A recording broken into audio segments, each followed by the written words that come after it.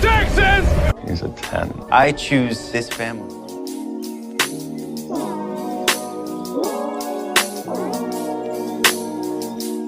Hi guys, welcome to episode 51 of 911 Lone Star Roundup. I'm one of your hosts, Katie, and with me are my lovely co-hosts, Grace. Hi everyone. And EJ. Hey everybody. Today we will be talking about season 3, episode 4 of Lone Star, title Push, aka the finale of the snowstorm, which we're so excited for.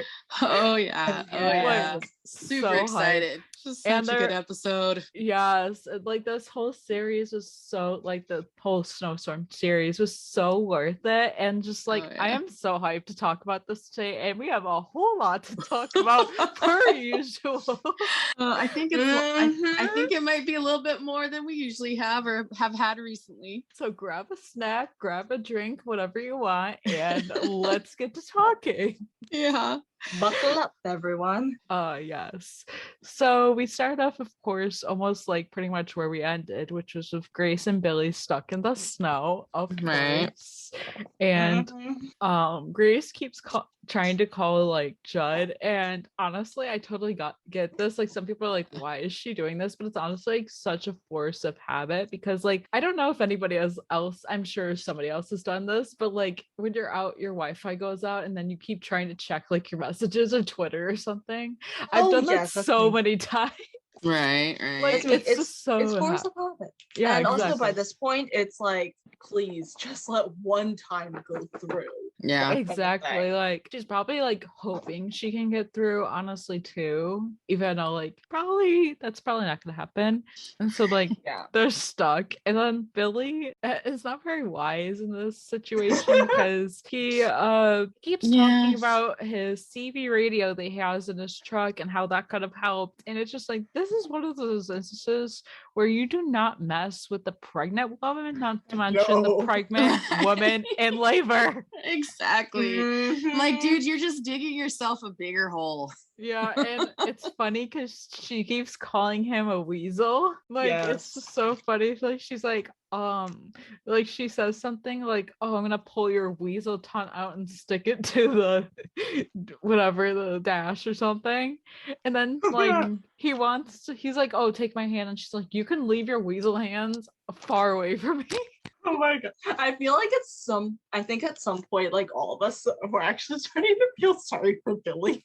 Yeah, I kind of did feel bad for him. Yeah, yeah. I mean, I get it. Like, this is not the time and stuff, and but also then Billy's like asking her about her contractions, and this only leads Grace to be like, to have another one, and her being like, why would you do that? Why would you say that? It's like, oops, my bad. Yeah, he's like, oops. And then like Billy was like, oh, I'm gonna go see if I can find like a working radio or something. And he has to mention his truck again, and Grace is just like saying like how he's gonna be a dead man. I was like, yeah, good one, Billy. I'm just like, I'm also, it's funny because I'm partially looking for the passive aggressiveness that's going on here. He's making snide remarks about his truck because he tried to get them to take the truck. Right. And it's kind of one of those where this is not the situation to say I told you so, because like she will just go off on you even more.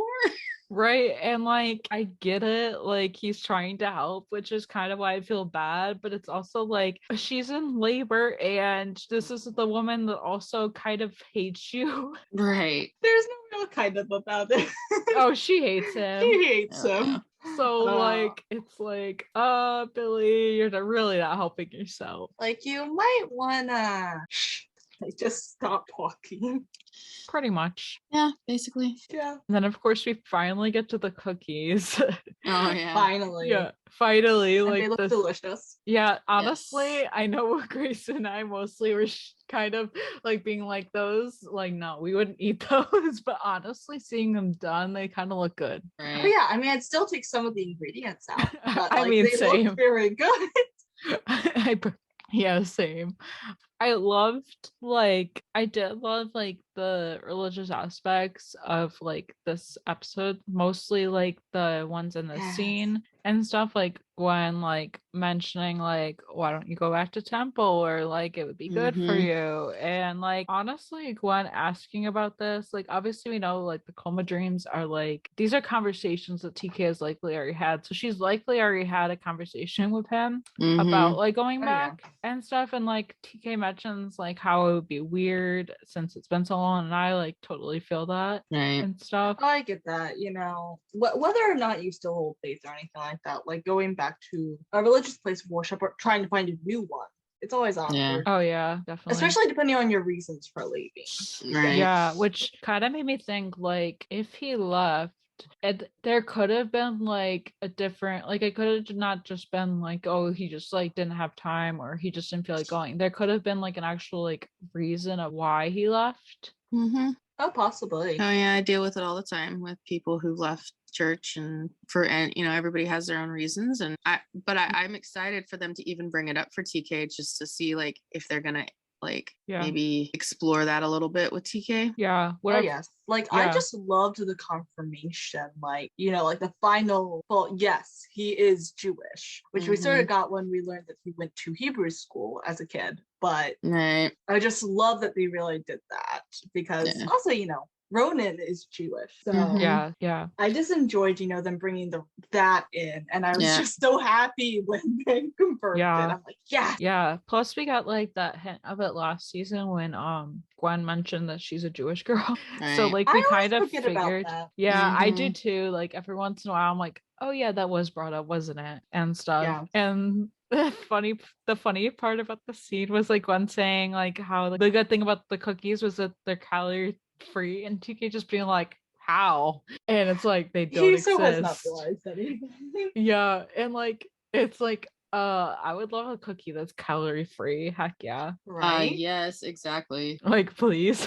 And then TK, that'd be amazing. But wouldn't that basically just be air? Yeah, honestly. That's what dreams are for. And like TK asking if he's dead, and then asking if Gwen is dead, and this kind of like amplifies everything that some people in the fandom and like that were curious about, which kind of made me suspicious, because I was like, okay, they're obviously bringing this up for a reason. Maybe it's just like something that's way overlooked, which might be. I mean, we all know at this point it is, but like some people were like, why is she here? Is she dead? And I'm like, it is a coma dream, but I totally get where everyone was going with that. But it was one of those moments where I was like, okay, where are we going? Oh yeah, like at the time it's like, no, she isn't. Is she? Yeah, like, that was my brain. Sure? Yeah, that was my brain. I was like, are we sure they didn't go there? And I mean, like I was positive. I was mostly positive that she wasn't, simply because that would have been brought up. Like there would have been some hint to it before. Exactly. And I was like, okay, I don't think so. But is she? Like, what are they doing? You never know. Mood. And then like she basically like tells them to stop dying, and that's like literally all of us. Like, stop dying. Like this is like, well, what? Like I don't know what time, but like it's happened a lot off screen and on screen. Yeah, because you know there were those few times before we even met TK that he like almost died. And since, because you know we do have time jumps. Yeah, exactly.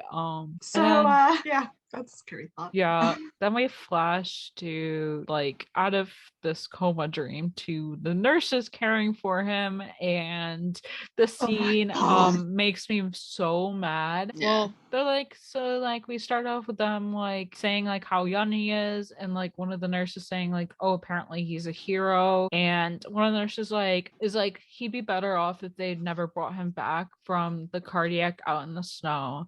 And like this is when I like the second the scene started, I kind of got a bad feeling, but this is especially when I was like, okay, this is really irritating, and I'm just like, what the heck? And then one of the nurses was like, yep, now he gets to torture all the friends and family for another 3 days. And the other nurse was just like, 3 days? I've seen one for 3 weeks. And the nurse was just like, either way, at this point, it's not a matter of when, not. And then this is when Carlos is standing right there. He's walking into the room and they see him, and he Carlos hears is just everything. staring at them, which I wanted him to go off so bad because I would have went off. If I was Carlos, I would have totally went off because that is so unprofessional. It's the height of unprofessionalism, especially since Yeah. coma patients can hear you. It's scientifically documented that some coma patients can hear you. So like, and we already know later on in the episode that TK can hear things around him. So like, seriously, guys, that was like, I was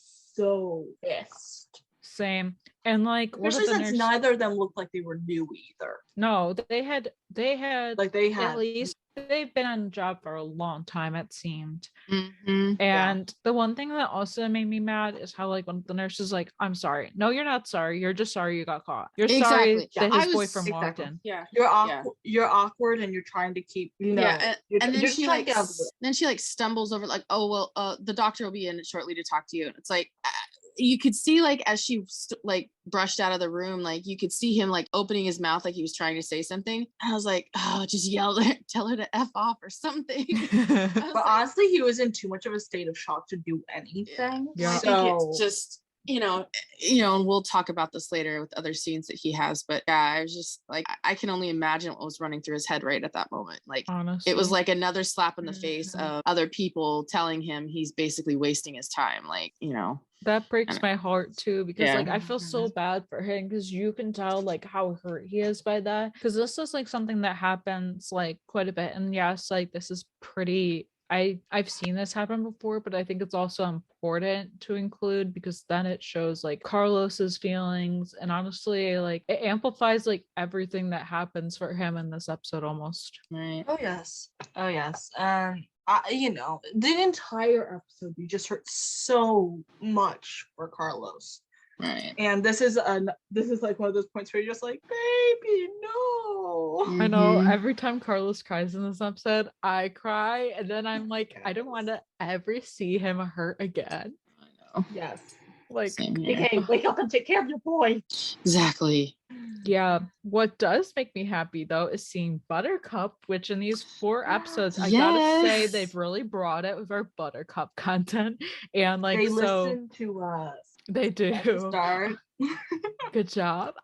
So Owen and Buttercup come home, and they come home to no heat, and you can basically see your breath inside. Icicles are forming in the shower head, and I know when we watched this, and I was like, okay, that wouldn't happen. And like, I still don't think that would happen to that extent. I can definitely see seeing your breath in the house, but like, also nobody's been living there. At least I know Mateo and TK have been living there, but I mean, like during the snowstorm, you can imagine they're just like on shift 24/7 because this is like an emergency. And right, yeah. Like, so they're at the station, and they've been at the station probably since the storm started and barely gone home. Exactly, and like to like I don't know, like it can happen, and like I know it can happen, but like unless their house is very old and it has no insulation, I'm gonna be like, okay, this is probably not gonna happen. Which like originally when it first was shown, I was like, oh, that's like cool. It is cool. Next, then I was like, yeah, but I could see like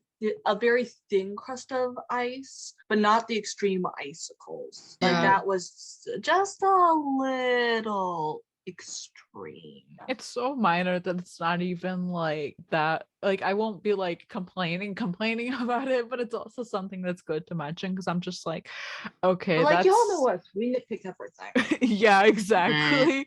And I'm not gonna be too picky, but I'm also like, okay, that I can't see that happening. I don't think that would happen, but that's just me. And then I love Owen coming home to say, oh, we came home to rough it, because that's such a mood for him. Yeah. You know, we know how he is and stuff. Oh, yeah. And like the one thing I can believe about the scene is how the pipes are frozen, because obviously it's Texas. They don't have like whatever you put in pipes to make them not freeze. So like I actually do believe that. And stuff. Totally. And like I get probably the outer effects were more just like show they were frozen. Right. Because you know, we're not looking inside the pipes. But right, yeah. Also, I'm just gonna be honest. I loved his beard, and I'm sad it's gone. Yeah, It I was liked it too. startling. It was was- startling to see him without him. Like, bring it back. Honestly, like I feel like it just Right now. shows like the different vibes of Owen. Like that was like caveman Owen. Like caveman in the woods Owen. This is like I'm Captain Strand. I'm trying to get my firehouse back, Owen. At this point that says him just going like, I'm taking control of like the one thing I can't right now. Exactly. Even though he doesn't yet know about TK, everything else still feels out of control. Yeah, exactly. So. I also, this is me being like, I love this next scene because I literally can't like pick even like a top 5 of the episode. Like I love everything. It's gonna be hard to figure that out, but I love Marjan showing back up at the 122 and we only see Judd at first, like they roll back up from being out and Judd's just like, Marwani, you're back, did you manage to get in touch with Cap? And she's just like, oh, nice to see you too, he just dropped me off. And that's my mood, like, oh, nice to see you too. I'm like, that's me. Like, yeah, literally. And he's like, so he's back in town, and she's just like, oh, it's a whole story. Oh yes. Oh yeah. It's like, where do you want to start? Like Mateo, I won't start in the middle. Oh my god, the fact that they did that, I'm like. And at one point, she's like, what are you doing here? Yeah. Oh yeah. She's like, you want the 129? Like, what I miss? Actually, the entire first half of the episode is basically what I miss.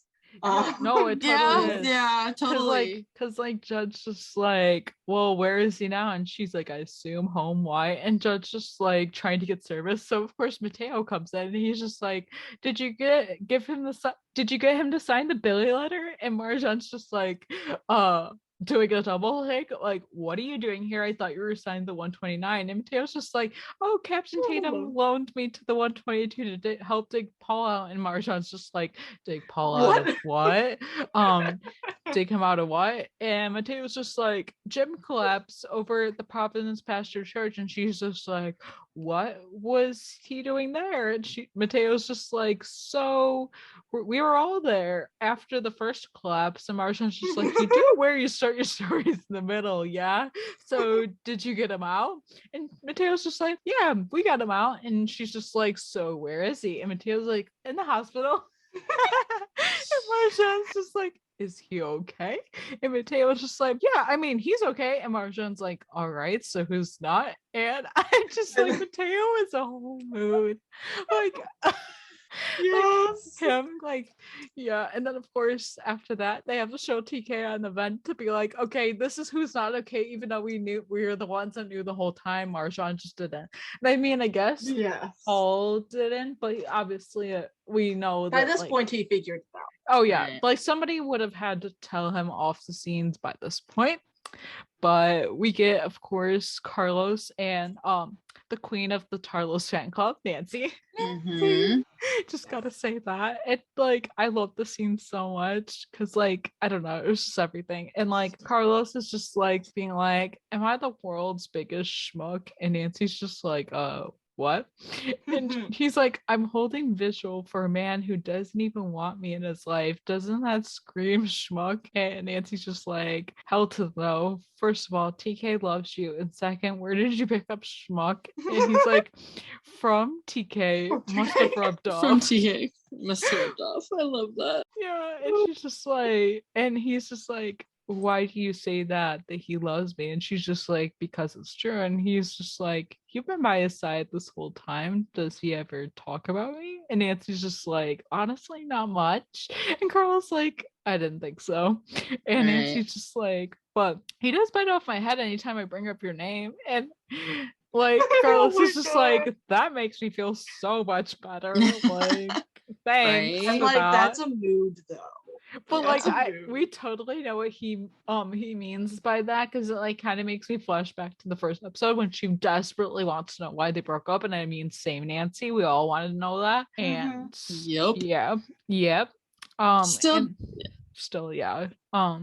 This moment, we still do. I I like paused and I asked Katie at this point. I think I was like, "Do we find out this episode?" And she's like, "Yeah." And I'm like, "Okay." Yeah, I'm you just guys are like, like, because we don't know how long it's being extended. Right. So I'm just like, "Did they tell us this episode?" Yeah. And I was like, "Okay, we know." good. This will be Yeah, interesting. yeah, and like I love how Nancy finishes it off basically with saying, "It should, you big dummy." He doesn't want to hear it because it's too painful for him, which means he still has a bad for you. It's obvious. Dude loves you.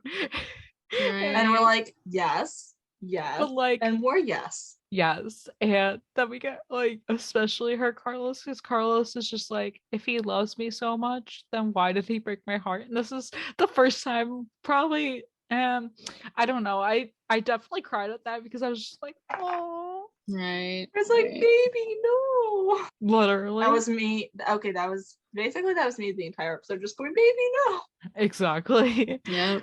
TK, I love you, but how dare you hurt my Carlos? Right. I know. It's a mood. Yeah, and it was like, you're like, okay, because there was obviously a lot of like questions online, like, who do you think broke up with who? And everyone's like, oh, it was TK broke up with Carlos, blah blah blah. So it was pretty, we had a pretty good vibe that TK was the one that kind of ended it. But to hear it confirmed was like, okay, at least we got that. So like now, okay, well, what happened? Like, where are we gonna find out? Yeah, and like why? What's going on? Honestly, and like I kind of find it funny that most of the fandom was like, okay, TK definitely did it, but then there was those few people that are like Carlos, and I'm like, how? Like that man has been in love with him since like the second he saw him. Like there is no way. Like I couldn't piece it together. For him. He was waiting for him the entire first season. Like exactly, and like I can't see that like being a thing, which it wasn't.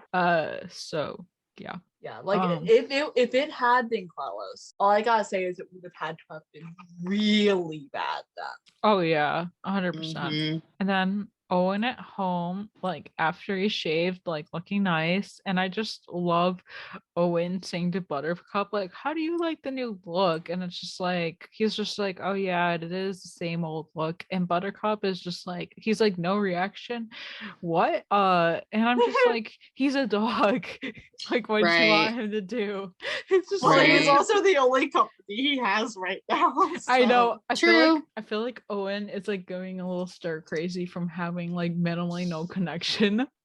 Yeah, that's a good description. Buttercup is also the only company he's really had for probably a few months right now. That's what I mean. So yeah. By that point, he would have gotten into the point of talking to Buttercup. Otherwise, if you just don't talk. Yeah, it honestly seems like Owen was out there for like a lot longer, but like in I think it was the first episode, he had said that he had been out there for a month and a half, but it definitely feels like so much longer. Oh, I would have paid like 3 months. I know, same, but like I was like, okay. But honestly, like watching all these together, which I'll talk about later, kind of helps piece it together a lot better. So it's very interesting. But and that ought to be what I do tonight. Yeah, watch them all together. Then I love like him just like showing Buttercup the leash, and then of course Buttercup is happy, which I mean every dog is pretty much happy when they see the leash. They're like, oh, you are my favorite human. Exactly. Yep. And then of course Owen hears a knock at the door. It's Tommy, and she says how they have to talk, and then we go straight to the hospital basically. And then it's like when she finally showed up, you're like, oh no. Yeah. Like, oh man, it's really happening. I mean, I that's kind of my mood, but I'm also like, okay, we're getting to it. Like, you're not wasting any time. I was glad like that, it finally happened, but at the same time I'm like, oh no, because right. Owen loves TK. And so it's like, okay, so you gotta go tell, father that his son is dying. Or is possibly dying. I was gonna be like, you hear that? Owen loves his son. Owen loves his son. Yeah, because there's those few people or those groups of people that like will be like, I hate Owen. Owen hates his son. He's a terrible father. And I mean, no father is perfect, but like he's a good dad. Right. Oh yeah. Like he's made his mistakes, but please point me to a parent who has not. Exactly. That's literally, it's in the rule book. You're going to make mistakes. Exactly. Sort of. So yeah, Yeah. I love him. And oh my god, yeah, the hospital scene. Yeah, Breaks me. like I love how we see like Nancy, Marjan, and Paul like all next to each other, and then Carlos is like slumped against a wall, and Tommy's like standing off to his side and stuff. And then like Owen walks out with like the update, and like he's just like, they're telling me that his body is trying to shut down, and they say that it's because his heart stopped, but I don't think that's right. I think it's because mine did. You were right. I gave up. I quit. And it wasn't about ego or pride. I wish it was. It was about fear. Our world imploded so spectacularly, and everybody was looking to me to put it back together, and I was afraid I wouldn't be able to this time.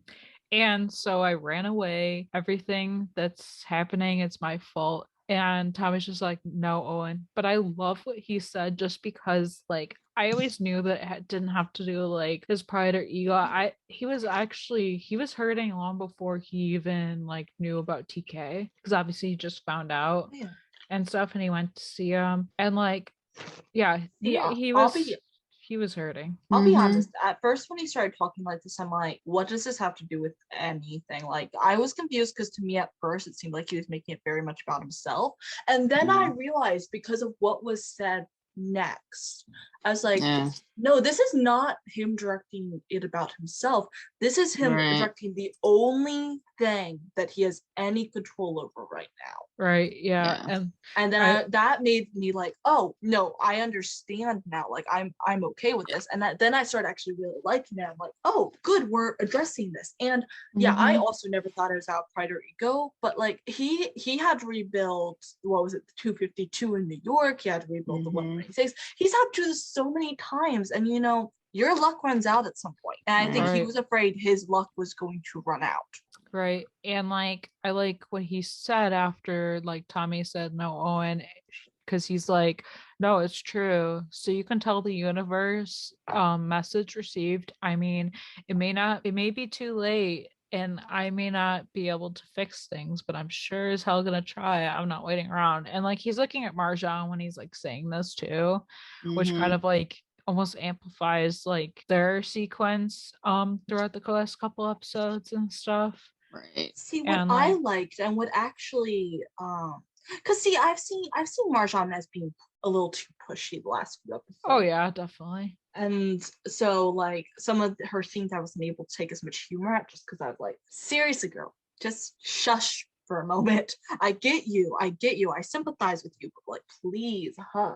But in this, like she isn't like smiling in victory or anything like that. Like she's trying not to cry. She's emotional. She's she's been trying to be very strong. She's been trying to be everyone else, like at the 126 when everyone else couldn't be there. Right. Yeah. And so like, and now she's looking down, like a good friend of hers dying, their house, being taken away from them, like all of that, and she's just there crying during this. I'm like, my girl, no. Yeah, like I feel like the whole time she was the one that was trying to hold the family together. I don't think it was ever about getting back a place, because at the end of the day it is more than a place, but it's also a place.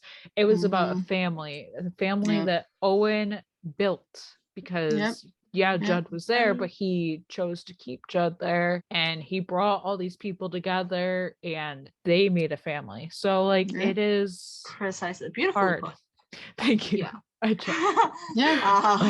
it's true. It symbolized their family. It symbolized some of the most important people in her life, and she'd been fighting to keep it. And now, actually, what I think she was looking at, even if they got the house back and stuff like that, they're looking at TK dying and being like, if TK had died, their family would never be complete again. Oh yeah. And so it just like not quite like, but just like when Tim died, like there's always going to be that Tim-shaped hole, but also like that was more important for Nancy because she'd worked with him longer. At this point, TK's death would have hit the 126 even harder. Yeah, it would have been like the original 126. Like, not multiple people died, but it would have been that same feel and stuff. And it would have been super painful, like obviously, but like just especially too. Yeah. And that's And, this scene was definitely an interesting one because you're right. Like, you know, at first we're like, okay, he's it's all about him, but no, this was he was taking the blame. Like he's blaming himself because, and I think he knew in the back of his mind like Tommy's gonna blame herself, so he doesn't want her to be taking the blame. He wants to basically say, look, you know, like because I lost hope, I lost my faith, I lost everything. It's my fault. All this is happening, and in some ways, when you think about it, it kind of did. I mean, he wasn't fighting anymore. He'd gone off, so the paramedics had to work for another company, and it just so like it snowballed literally, like not to use that pun, but it snowballed for him. And you know, now here we are. Like, if you think about it, nothing about TK was on him, right? Because you know he wasn't even connected to the paramedic company. The paramedics did everything they could.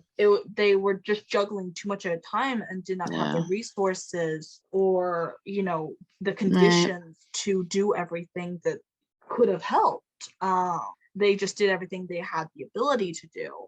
However, you know, probably at some point, like there were thoughts of, oh, if we were all together in the house, maybe we could have gotten there or something along those lines, even though no backup would have been able to come that wasn't already there. Yeah. So, you know, it's when something tragic happens, people are either going to point fingers or take the blame themselves, and Owen was taking blame himself.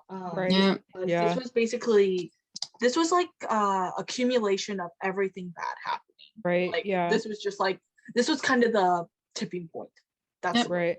Exactly. And like Owen says how he's gonna go sign the letter and give it to Billy, and Marcia's just like, you're gonna do that now? And Tommy's just like, it's what you can do right now. And that's when I was like, oh wait, no, this is all just because it's the only thing he can do. This is all he has control over. And then my first thought was like, they're gonna go find Billy. Yeah, they need to do that for more reason than it's probably a good time to go find Billy anyways. Which I loved how this is how we come to this moment, just because like, okay, that's something you really need to do, unless you want you don't want that. Nobody wants that and stuff. And I love it. And like Owen saying that he wants like TK to wake up and to see that he's not the only like strand that's fighting. And like he kind of looks at Carlos and he says that. And Carlos is there, just always he just looks like he's constantly about to break in half, honestly. And then he goes over and hugs him, and I'm there like melting, because like Owen starts to like kind of like walk off, but then he turns around and he goes and hugs Carlos. And like Carlos needed that, but like the one thing I didn't like is some people were like, oh, that's nice of him to do that. Like, what the hell? Like, no, it's like one was gonna do that no matter what, because he knows that Carlos cares for TK. He knows that TK cares for Carlos, and Owen obviously knew about the breakup. Just like together a couple things you can kind of like piece together when it might have happened. And like we also find out later in the episode that like they were living with Owen for quite a amount of time. There's a lot there that I really wish we'd gotten like a moment of awkward walk-in or something like I know, right. Like I wish they would have done a flashback, like please. Missed opportunity, or at least TK referencing something to Gwen or something like that. Okay, like that would have been funny. Like I know this is like a launch up, but I kind of want them to bring it up again. Like just like even just a casual mention of like the time that they lived there. That would have been like, it's a launch up, but I low key on it. Or just Owen being like, I'm glad y'all got you in place. I was being tired of walking in on you. Oh, that'd be so good. Like we love it. Like the actual like these walls aren't that thick scene that we actually want. Yes. Or just Owen going, you're right, the walls aren't that yeah. Okay, that's great. Yep. Okay, we need that. Yeah, we need that. Please. So I loved also like Tommy like going with Owen. like love our captains back Yeah. together because I Right. love them working together. I love like Oh, they're great. the chemistry that They're they like the have. ultimate dynamic duo. Exactly. Like we have dynamic trios and dynamic duos all throughout the station, but like they're the ultimate like starring dynamic duo because they run everybody. exactly. Yes, love it. And then we go back to Grace and Billy, and like Grace is parking in the car alone, which I love, and her like being like, yeah, I know I got myself here because I was headstrong and reckless and filled with breath. And she's like, I would like you to forget about that last part because this is Billy Tyson we're talking about. I'm there just cackling. I'm like, that's so true though. And like her saying how she was like adrenaline, which I totally get, and I don't blame her one bit for that. It might seem crazy, Yeah. but like she was honestly like, I've been saying this whole time, like she was honestly doing what she felt was right. Oh yeah. It was just her luck running out that the contraction started that. Even though technically it was sort of in her luck that Billy was still there. Not that she would have thought so at the time, but because Right. this situation would have been a lot worse if she was alone. Right. Yeah, exactly. And like so Billy like comes back and he finds like an RV with heat and like Mm-hmm. a Yeah. good place of shelter. And then they go there. And I'm just like, okay, I see where we're going, which we had kind of said like in the last episode that based on the promo that it looked like they were in like an RV and Yeah. stuff. Yeah. So like, yep, love I was that. like, okay, that's good. So we knew they were going to wind up someplace other than where they were. Right. Yeah. And it's just like that's promising. And It's better than where they were at right now because there was hardly room in that little car. no, like oh heck no. And yeah, love the next scene, of course, because Carlos by TK's bedside, but Andrea shows up. Oh, I love her. I love this Me woman. too. Like she shows up with her rosary in hand, and I'm just like, oh yes. She came to pray. Yes. It was I like this because not only are we seeing like the religion side of TK, but we're also seeing that Carlos was raised Catholic. Yeah. And like we don't know where he's at right now, even though wasn't he wearing a cross? Yeah, he wears a cross. Yeah, that's actually so we Rafa's don't know, necklace. Yeah, which he I wears. love. Yeah, I love that. Like that's like an actual thing. Like here's the thing: they're bringing in their actors' real religions, and I'm just like, thank you. Oh, God. Natasha is actually Muslim. Ronan's Jewish. Like Rafa appears to be Christian. And so I'm just like, yes, thank you. Yeah. Also, like Jim and Sierra are both Christian too. So like, yeah, that's right. They're really bringing in like all the religion of like basically mostly everyone. And that's one thing I really love about Lone Star is that there is such a like a religious background to it. Like it's and not in like a religious way, but just like they're showing characters have faith. Some shows don't do that. Some shows are like terrified to even touch that topic. They're not like shoving it down your throat or anything, not to exactly. Me, but they're showing it as like a natural thing in these characters' lives. I'm like, thank you. Like, yeah, for anyone who is religious, it can be a big thing, but it doesn't have to be the star of everything because it's part of life. It's like, some people are religious, some people aren't. Yeah. And they're showing some of these people who are. Yeah, it's like naturally brought in. Like it's just very like hints natural and it's like mentioned, but it's like not too overpowering, which I really love and stuff. Like it's nice for like people who are part of those religions, like viewers who are part of those religions, they get to see representation. But it's also like for people who aren't religious and maybe have had bad experiences with the religion, it's from what I have seen, it's not so dominating that's likely to make them uncomfortable. Exactly. So, they're really bringing in the best thing about their whole diversity thing is that each of these characters that are showing some edge of diversity actually are like their characters or their actors, and I'm thrilled with that. Oh yeah, same. Me And too.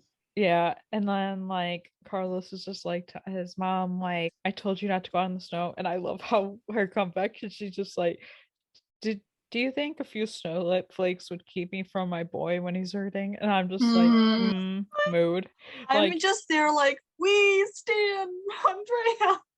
yeah, we do. Yes, we do. Like, also, like, it's just like she's the kind of like woman, the kind of mom that's just like, I can handle myself. Mm-hmm.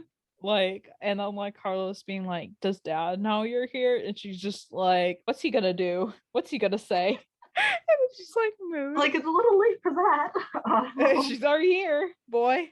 She's already right. and she's fine. So yeah. And he's just like, well, I appreciate it. And like, yes.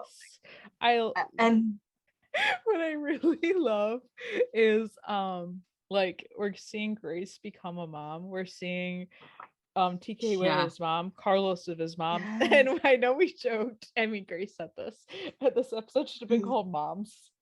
Right. My thought is that the episode title wasn't appropriate, and there were two like there were two replacements. Either call it Faith, because we had a lot of that brought in on a lot of different angles, or Moms, because this was like a real mom episode. Right. I mean, don't get me wrong, I like the title, but like like it makes sense in its own way, but it isn't as hard hitting like for the message, in my opinion. Yeah. Right. Yeah, I agree.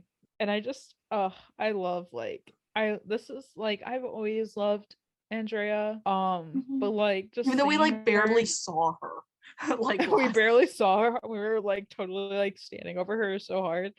And but I love her like saying how like TK is a fighter and he has something to fight for his love of his life is right here. And I'm like, okay, we have another Carlos fan called Leader. I see you. We do.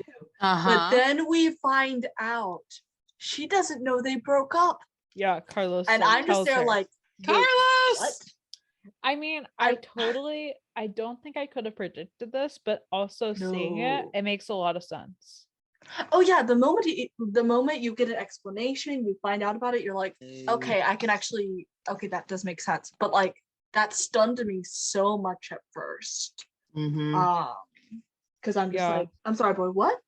And he says, what did you just say? Yeah, and he says we've been broken up a few months, so like, I'm thinking like 3-4 months max, and we know this takes place like in January. So we know it has to be like September or October when they broke up. Yeah.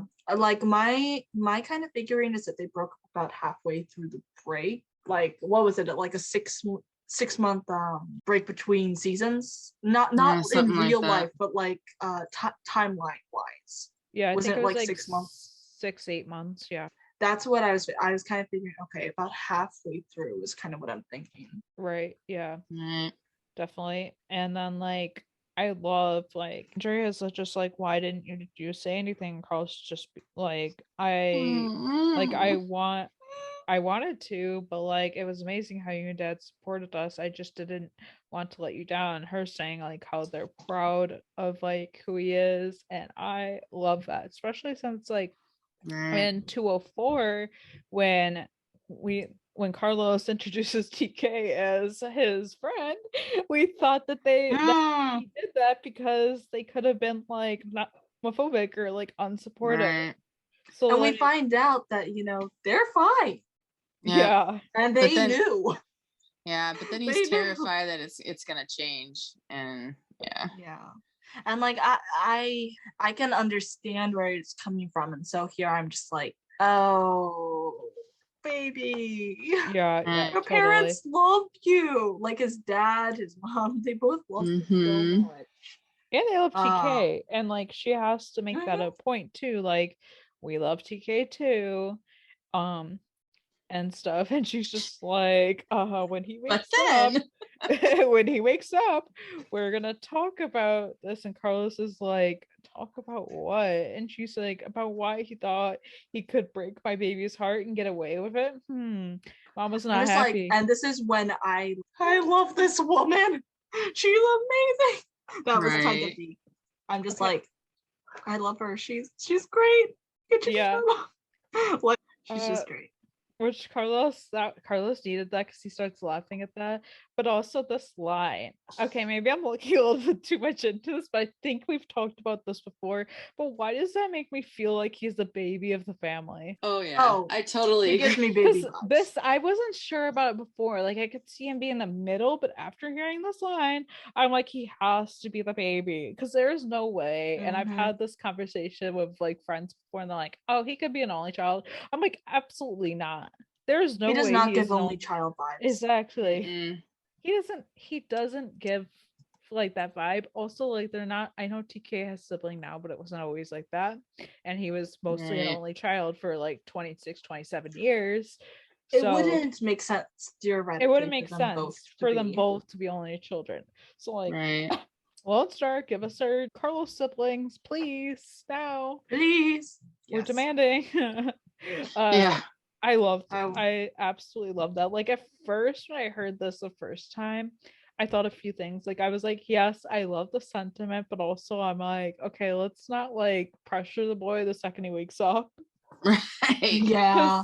But like I'm I understand. Sure she waited until he got out of the hospital. Yeah, and honestly, I can see this if like it's ever brought up. I can see it paralleling the scene in 211 where like Gabriel was like, our son should have corrected you, and TK's like, don't worry, Mr. Reyes, we talked about it, didn't we, Carlos? I can see it paralleling that if it is. Oh yes. I can. Like yes. But like I don't want to see it. I just want it to be referenced. Oh yeah, I don't want to.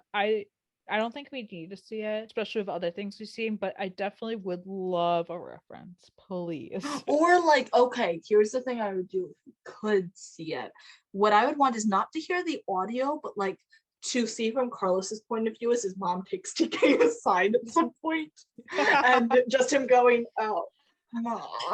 Oh yeah, and I can just imagine like Gabriel's like, no, I think you need to stay here, Carlos, and like she's taking TK into the kitchen or something, and like Carlos is like, but it's just that whole moment of he's like, I know what she's gonna do, and he's like, I don't need her to do. Oh yeah. Oh, but I love her. I am so glad we have her, and I'm so glad that Carlos's parents. We want more Mama Reyes, and now I want more Papa Reyes too. So like, can we get this? Thank you. Thank you, please. Honestly, yes. We need that. Yeah. So then we get back to Billy, getting to the RV, and like, so they go in, and Grace is just like, well, this isn't sterile, and it's just like, well, this is the best you're gonna get during a blizzard. Thank you. It was funny that she was like, when he offered her like it, she's like, no, I have one in my bag. We don't know where that's been. I'm just like, oh. That's true. Because it's not just an RV, it's a tour bus. Right. And so that has more. It's filled with beer bottles everywhere. Like, yeah, it's not the best, but like I'm thinking, guess where that blanket's probably been. Oh yeah, I don't even want to think about somebody that. partied hard in that tour bus for sure. You know it. And then Billy's like looking under the seat because he's trying to get the heat on, and he's like looking for the keys under the seat, and Grace is just like, Billy, you weren't actually expecting to find the keys under the seat. And he's like, expecting? No, I was hoping though. And he's like, luckily I possess sometimes you need to hope for hope. Sometimes you need to hope that people are being stupid. Right. Yeah. Exactly. Luckily I possess a set of skills one might call extra illegal, and you're just like, yeah. Extra legal. And Grace is just like, Billy Tyson has a shady side. Knock me over with a feather. I was just like, I love Grace. I do too. Oh my gosh. And he just kind of was like, yeah. Yeah, and like I just love this whole thing, like him looking for the keys, and I'm just like, okay, if anybody knows how to hotwire a car, it would be Billy. Oh yeah. Like, and I'm just like picturing at some point him hotwiring like the engine back at the station or something, like, right. I'm just like, imagine they just like some newbie dropped the keys or something. And he has to hotwire. Yeah, I mean, in all fairness, they were dumb enough to leave the RV unlocked. You think they would be dumb enough to lay the keys in there? Probably, yeah, you'd think so. I mean, I get we're like in a blizzard and like it's different stipulations, but still. Still not the wisest idea. Yeah. I mean, great for our purposes, but still not the wisest. Right. And so of course the RV runs out of gas the minute he turns it on, and Billy was like gonna go find some from like other cars, which is totally smart. Like, yeah. Yes.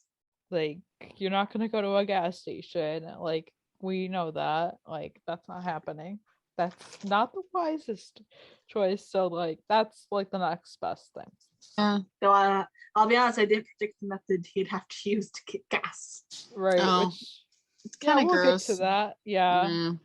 We will get to that. Yes. Yes. So then Tommy and Owen, and Tommy's trying to radio Billy, which does Steven have his radio on him? I mean, not that I it don't would think so. necessarily go through anyways. Well, because they're probably assuming he's got his CB radio. Honestly, With his truck. That's true. But he doesn't. Yeah. He's right. It would have come in handy. Oh damn! I didn't even think about As annoying that. as he may have been, he wasn't wrong. Yeah, no, you're right. He wasn't wrong. And so I love Owen being like, "Don't use my name," and gets him awfully skittish. Like, well, that's one way to put it. Yeah, and Tommy's just like, "I'm aware." Yeah, like no shit. And then of course, like radio silence. No, and this is what I'm just saying, being like, "No shit, Tommy. There's radio silence. No shit." And so like this is when Tommy's like trying to say sorry to Owen for like what happened, even though like it's nobody's fault. Like stuff happens. And, like, yeah, this is terrible to be like stuff happens, but like it's true. But like Owen's just like you sure you could have done something else. And this is when he's just like, no, I'm not listening to your apology. Like this is after that part. And he's just like, of course you could have done something else. Yeah, you're right about that. Because there's always is something else. And like that's true. There's always something else because we as humans cannot do everything. Right. Exactly. And we're incapable of thinking of actual every possibility. Yeah. And like Owen says that he couldn't have thought of anybody else for a son to serve under than her. And I'm just like, oh, I really do love them, I guess. But I think, and she needed great. to hear that too. Yeah, because like she's having such guilt for what happened. And I get it. She's the captain. And honestly, not just that, because like I realized she just lost Tim last season too. Oh yeah. And so she's facing down having to lose a second paramedic under her command in the span of a year. Right. Year and a half-ish. Yeah. That is that's gonna weigh on anybody. It's horrible when that happens to somebody twice in their career.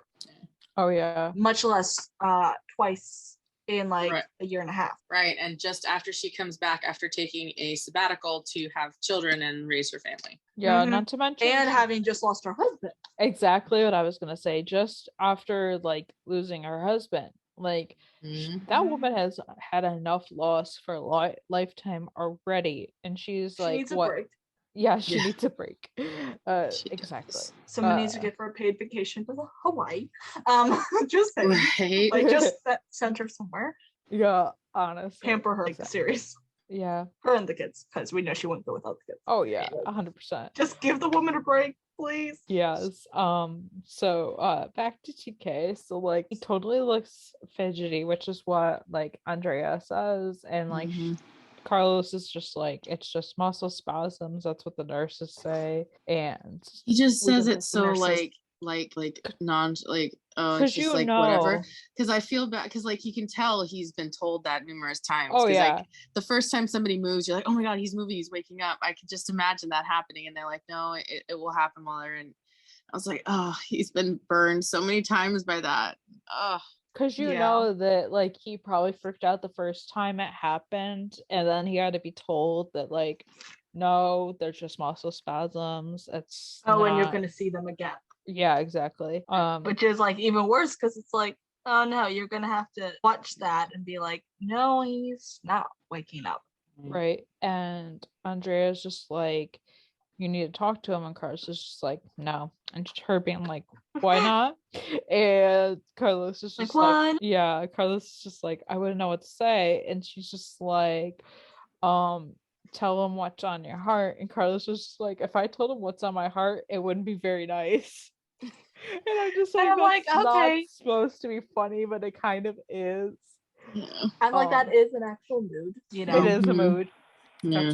That's exactly why. And Andrea, because like I'm not furious at TK, but at the same time I'm like, because at this point we still don't know what has happened. Right. And even when we do, I'm still like, boy, why? Why? Yeah. So and we're just like, come on. Yeah, exactly. And Andrea's just like, because you're angry. And Carlos is just like, yes. And she's just like, well, TK needs to hear it and you need to say it. And it's true, he does need to totally say it. Yeah, Both Carlos ways. has been bottling it up, and he's hidden it from his parents, so he hasn't processed it, which means he doesn't want to admit that they're broken up. So he's got to say these things, and if the only way to say them is to dead TK's comatose body, times do it. And it's better to get like the initial feelings out when there isn't someone to talk back to you. Right, because then you can process through it, and then you really know how you're feeling, and it's not weighing on you as like it was. And then TK can't run away. He can't walk off. Yeah. I was gonna say that. But oh my god. I mean, Carlos does make that point later. He does say that. So Carlos said it first. And you can see even up to this point, like it's very obvious that Carlos is not being physical with TK. He's not holding his hand. He's not touching him. He's not brushing his hand over his face or his hair, anything like that. And they're making it very obvious because that's, what he did in 108 when he got shot. So it's a very big difference. Yeah. Because like they weren't together then, but they had something, and like there wasn't this barrier of, oh, I can't do this. But now they're broken up, and so he feels like that barrier that wasn't there before. Right. Because he doesn't think it'd be welcome. Yeah, because that's what he told Nancy. He's like, I'm holding vigil for a man that doesn't even want me here. Or he didn't know that. And we know he would want him there. Right. He would never admit it. He wants there. Right. And also, like, I'll explain, or I'll talk about this more later. But like, Carlos also doesn't want to cross boundaries, which just shows like how he's such an amazing guy. Yeah, he's such an amazing guy, and like he has so much respect, which I love, and like it makes so much sense and stuff. Honestly, like it's like, yes, he has respect, and we meet Mama Reyes and we're like, oh, that's why he has respect. Exactly. Just like, not saying Gabriel didn't have anything to do with it, but still, like he gives me the sense of being the mama's boy, and so I'm like, that is why. Oh, 100%. Yeah. Because that woman, she would raise her boy right. Oh yeah. And we know she did. So exactly. And Billy and Grace, back to this. So like in the middle of like a couple scenes, Billy had gotten Diesel out of like a landscaping truck, and he had like had like the funnel and stuff to get it and like whatever he put it in, and he had it. Well, he had to do that to get it like the flow going. I'm just there like I'm literally there googling the effects of Diesel like inhalation, and because I'm just like, that's not good for you. No, it's not. And like he inhales it, of course, and like it just made sense to mention it here, anybody? Of course. And then so he gets back to the RV, and he's able to turn it on, get the heat going, and Billy's just like, yeah, the Diesel kind of took the edge off a little bit. And then of course, like the next moment he passes out, and you're just like, yep, that would happen. Yep. That sounds about right. Like Diesel, not good for the body. Exactly. It's not like you just took a shot of like some super hard whiskey alcohol. It's a little different. Very different. That's just, and you just see Grace's face like, oh shit. I know, she's like in the middle of like labor, and he's like, and like her only help just passed out. I'm like, but then on the other hand, I kind of feel like, isn't that a little karma? All the stuff he's done to them. But like That he is was very trying true. to help, so I don't feel like it's the same kind of karma because he was doing it trying to help her, help them both. But yeah, for sure. Yeah, definitely. because at this point they're like at an uneasy truce. Like they're not arguing; they're just kind of like focused on survival. And so now she sees him pass out. It's like no. Whoops. Whoops, my bad. And then of course we get to Tommy and Owen's with her, of course. Obviously we know that. And so she radios Judd and like he's just like, oh, did you find Owen? And she's like, yeah, he's here. And like Judd mentions how he's praying for TK, and I was like, oh. And then like they ask if he's heard from Grace, and he's like, not since the cell phones went down. And they say that they're in his living room, and he's just like, what the hell are you doing there? Well, yeah, because he said something about, but she's at home, and they're like, yeah, but we're in your living room and she's not here. Yeah, also I didn't realize. It was like, okay, who broke into the house? No, I think Tommy probably has a key. But I was exactly. just like, who broke into the house? Yeah. Because that was my thought process when I first saw this too. Like, how did they get in? But like, does Owen also have a set of unsavory skills? I would have. Who knows? Who knows? Honestly. And like they had He Billy's... does. He broke into the warehouse in what, 211? That's when he right. was I don't think he broke down a door. I think he picked a lock. Oh my god. Sure.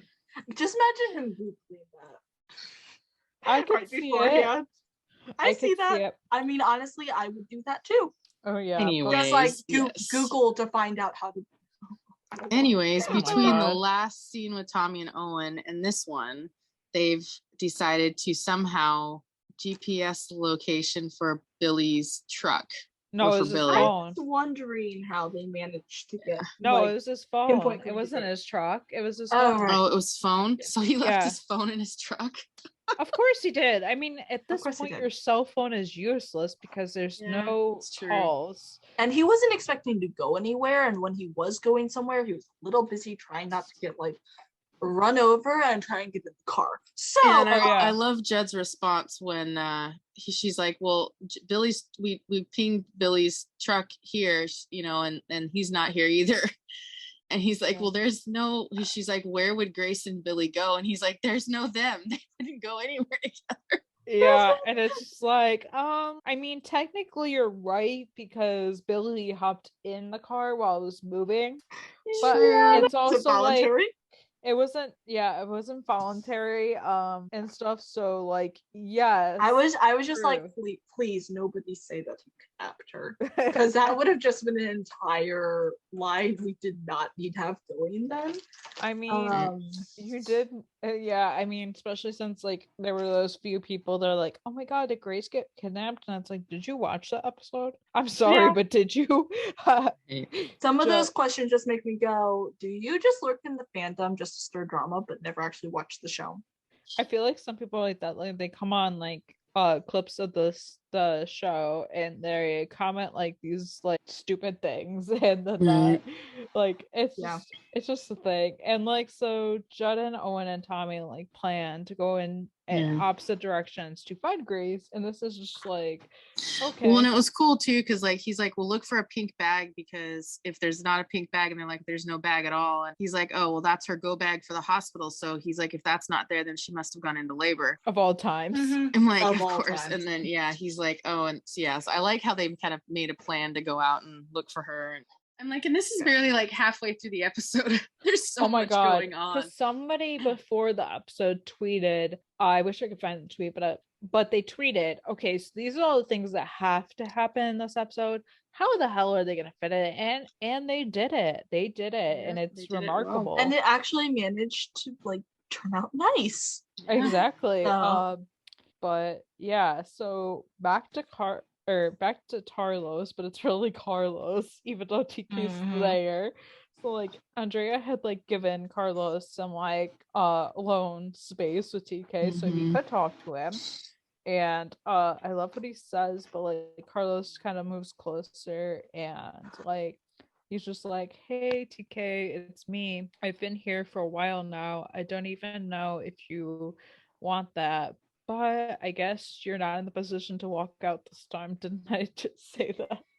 And even if you can't hear it, Mom's right. I just need to say it.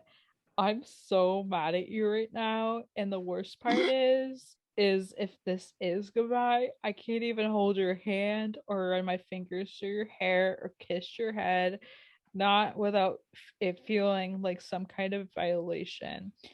Believe me, believe people when they say when they tell you who they are. And this is, I knew that that's why he didn't want to hold his hand or do any of these so did things, I. because they're not together. Like everyone's like, Mm-hmm. well, it's probably just because he's in shock. And I'm like, I think he's honestly holding his breath this whole time, but also like, I don't think that's it, because it's just how he is. Like he's not going, if they're He broken doesn't feel up, wanted. He doesn't feel wanted, and so he would not do something which a conscious TK would possibly get upset at him for. And like that's height of respect. Like, yes, boy. But at the same time, it's heartbreaking because it's like, you know, he wants to. Yeah. But he is not going to take that line. So like, okay, first of all, everyone take a lesson from Carlos, but then everyone go give him a big freaking hug, because you can definitely tell how much he's struggling, and you're right, because like he wants to so bad, but he also doesn't want to like break those boundaries that he thinks TK has right now. Right. And he has no way of knowing they're anything different, or you know, like at this point we don't know what TK would actually want, because they haven't spoken all these months. Apparently have barely seen each other all these months, probably only on calls. The only time they saw each other, to my knowledge, was in the first episode of this season, when like Carlos calls in cuts and bruises, and that honestly seemed like the first time they ever saw each other. Yep, that's what I think too.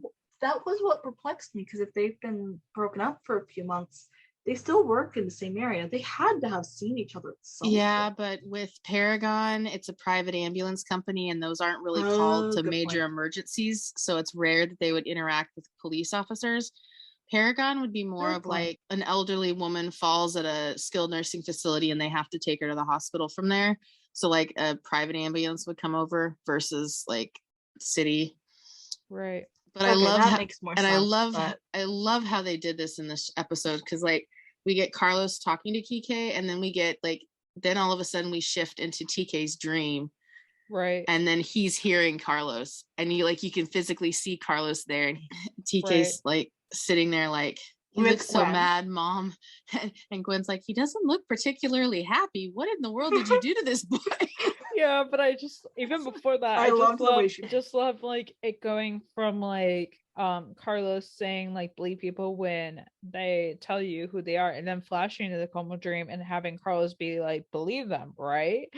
And stuff. Like I love that. And like I also love like throughout this, like TK being like, why do you assume it's my fault? And then like her fully name dropping his name, like being like, Tyler Kennedy Strand. I know she said Strand, but it's like, you know, when the real name comes out, you're in trouble. Oh yeah, for sure.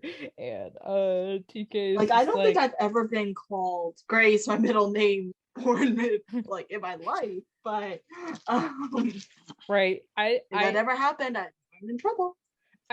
Not very much, but like a couple times in my life, I've been like first and middle name dropped. Yeah. Like my legal name dropped, basically. Yeah. And like this is like when TK is finally getting to tell us why they broke up, and we're just like, finally. Well, it was so funny the way he says it too, because he's like, well, I don't have to tell you, you're just a figment of my imagination. She's like, figment or not, I'm still your mother. I'm just like, like, yes. So he, he goes into the story. Yeah. And I just, oh my God, like I love him being like, remember when Carlos's townhouse burned down, and we're all just like, how could you forget that? Forget? Yeah, and it's like who can forget so many innocent hoodies lost their lives that day? Okay, you know what's funny about that? What? You know what's funny about that? That's such a fandom thing, but it's also something we joked about, and I'm like, okay, you gotta. It's like, writers, have you been listening to our podcast? Because That's what I've been saying. Like, I'm like, because we've joked about that so R.I.P. the much. hoodies. Yeah. Oh yeah. I mean, And hoodies have yeah. become such a thing for TK. So it's like, yeah, we've talked about it so many times. Okay, Oh my God. who wants to bet Ronan had an influence in that though? Oh, okay. This is like, I need to know. Ronan, did you push for that?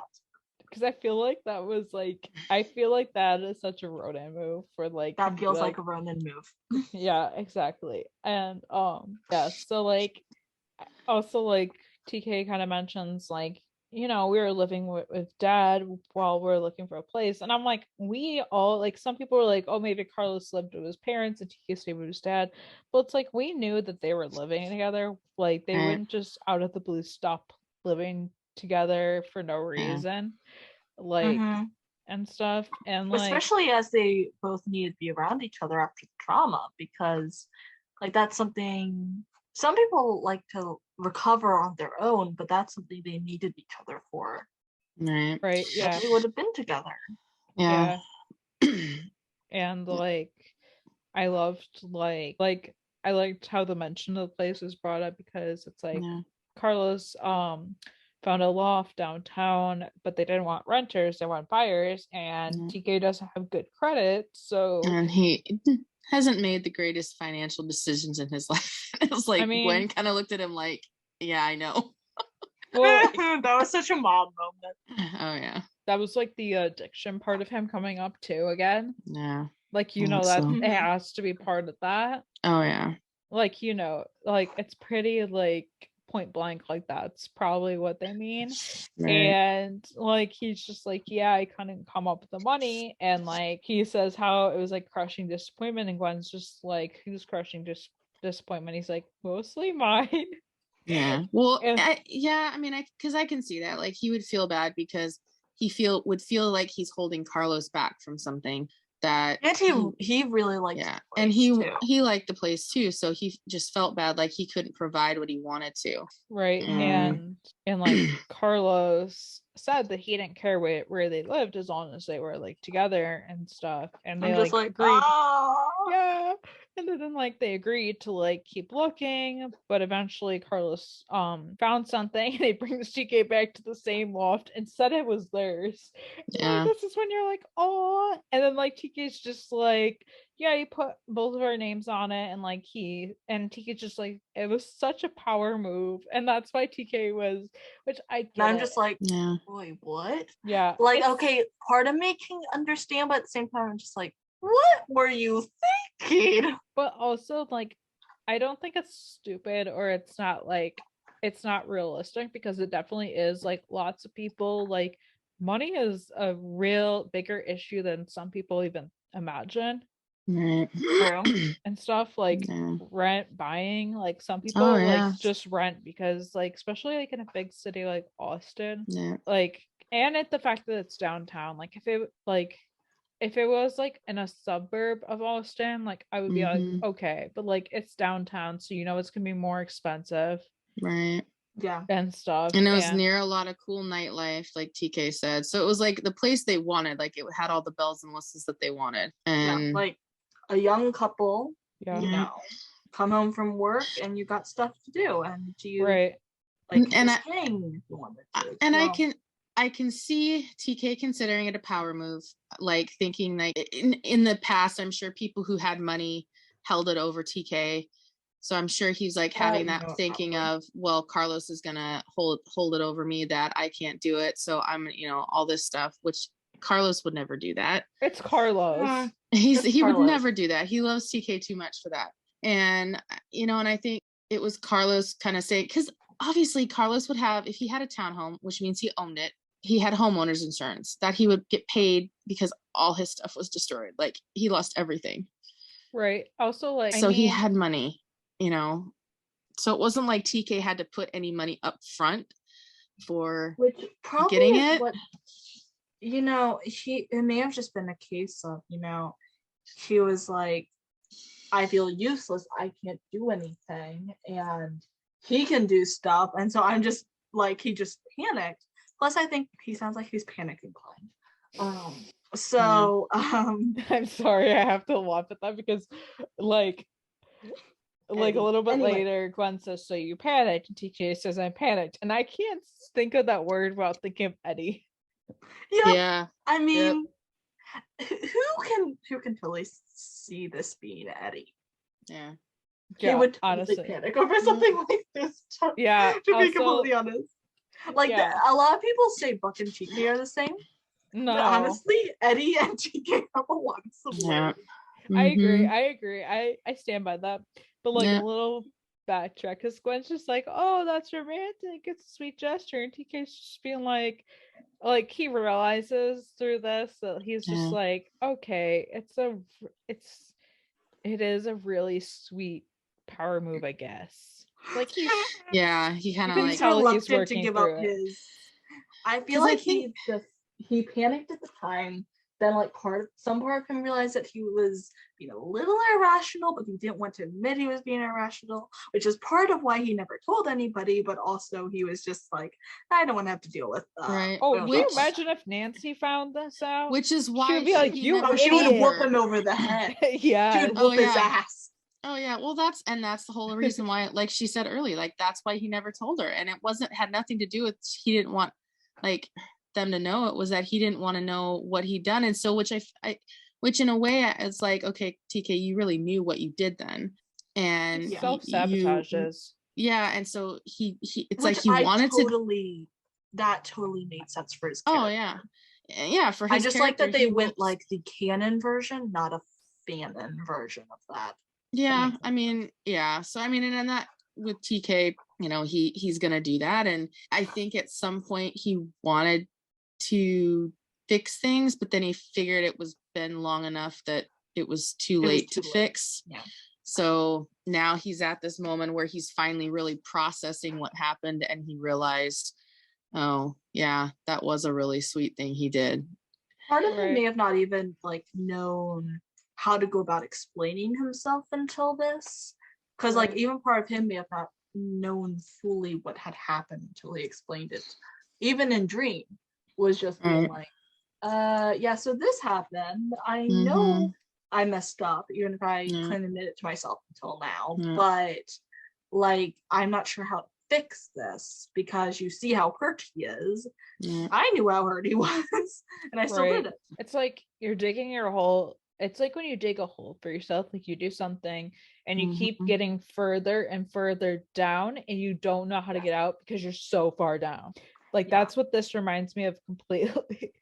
Like, and like he always, like we've seen like him sort of sabotage himself before because things got too good and like everything was perfect and he knows that, and like him and Gwen talk about that.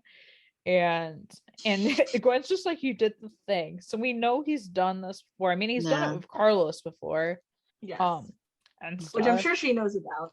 Oh yeah, 100%. And Tika's just like, yeah, I did the thing, and she's like, you blew it up, and Tika's just like, yeah, like I hurt him so bad. What if he doesn't want to take me back?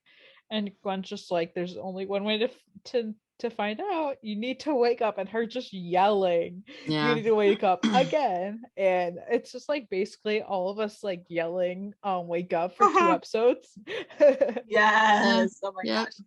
But like I'm glad that this was the breakup, just because I find it more like I don't find it like it makes sense, it's realistic, but it's also not too predictable, because a lot of people were insinuating that it would be because of a failed proposal, and I feel like that's way too predictable. Too predictable. It's stereotypical, honestly. Right. The cheating idea was bullshit, and the failed proposal was just like, oh, come out of character for both of them. So also, like, they're not gonna do cheating. Like that's no. TK's already been cheated on once, and Carlos is not the person. He would not cheat. So so I really like. So there's. I have lots to say about this. So I like the fact that they used money as a reason why they broke up, because it is such a real reason why couples will break up, have problems. True. Because money is such a headache for people, and it's such an underrated reason for why this. And like you never hear of this. I totally feel what TK was feeling, because I have a bankruptcy on my credit right now because I made some decisions that weren't the greatest when I was younger, and they followed me into my 30s, and I had to finally file bankruptcy and take care of it. So like right now I can't buy a house. So I can see like, you know, TK struggling with like, he's like, I don't have the funds or the ability to do that right now. So he feels like he's holding Carlos back. And on the other hand, you know, I know a lot of people were like, okay, he's, you know, like they'll get together, like, you know, get back together in the season, but like it might be a while, and they should go a while so they can work through their problems. Katie and me. Yeah, Katie and me. I feel like for me, like I did sort of want it after a while. It did take a bit, but I also feel like it's pressure for those fans that were like, I really want them to be broken up. Like they were really hoping for it and they wanted it to be on. So I feel like every time somebody said that, it was almost like I felt like I had to go along with it, because if I thought like I don't know why the hell my brain went like this, but it was just annoying. So it's just like, okay. And like, it wasn't the worst thing in the world. I think if they were going to break up about something, if they were going to break up, it should have been now. And that now we can move forward. And there's so much like we all could say about this too. Yeah. And I'm just glad. I think what they did was the way they wrapped it up was good. And like, especially with this reasoning. If it had been something different, I think, you know, they would have to work on more, but I think this is something that's definitely doable, like resolvable a little bit easier. See, 100%. I wanted them to stay broken up a little bit, not because I wanted them to stay broken up, like, please, I did not want them to break up to begin with. However, I was like, the only reason I wanted them to stay apart a little bit was because I feared that them getting together quickly would mean that important conversations were blown over, or that like it would be resolved too quickly. And like I can explain a little bit more when, you know, we get to this part and stuff like that. But I was just kind of like, oh, you know, if they resolve it this episode, I don't know how good it will be. Right. And, let me just say, I'm not unhappy at all. Yeah, you know, I agree. And it was weird too, because like, you know, we get this scene, and then it's like when Gwen says wake up, you know, we're bumping right into like Billy waking up from. I love that though, because I liked how like her yelling that led to Billy, because like we would expect it. It would be too typical. It would be too like, it would just be not great if it was TK waking up. Like it's good that somebody else.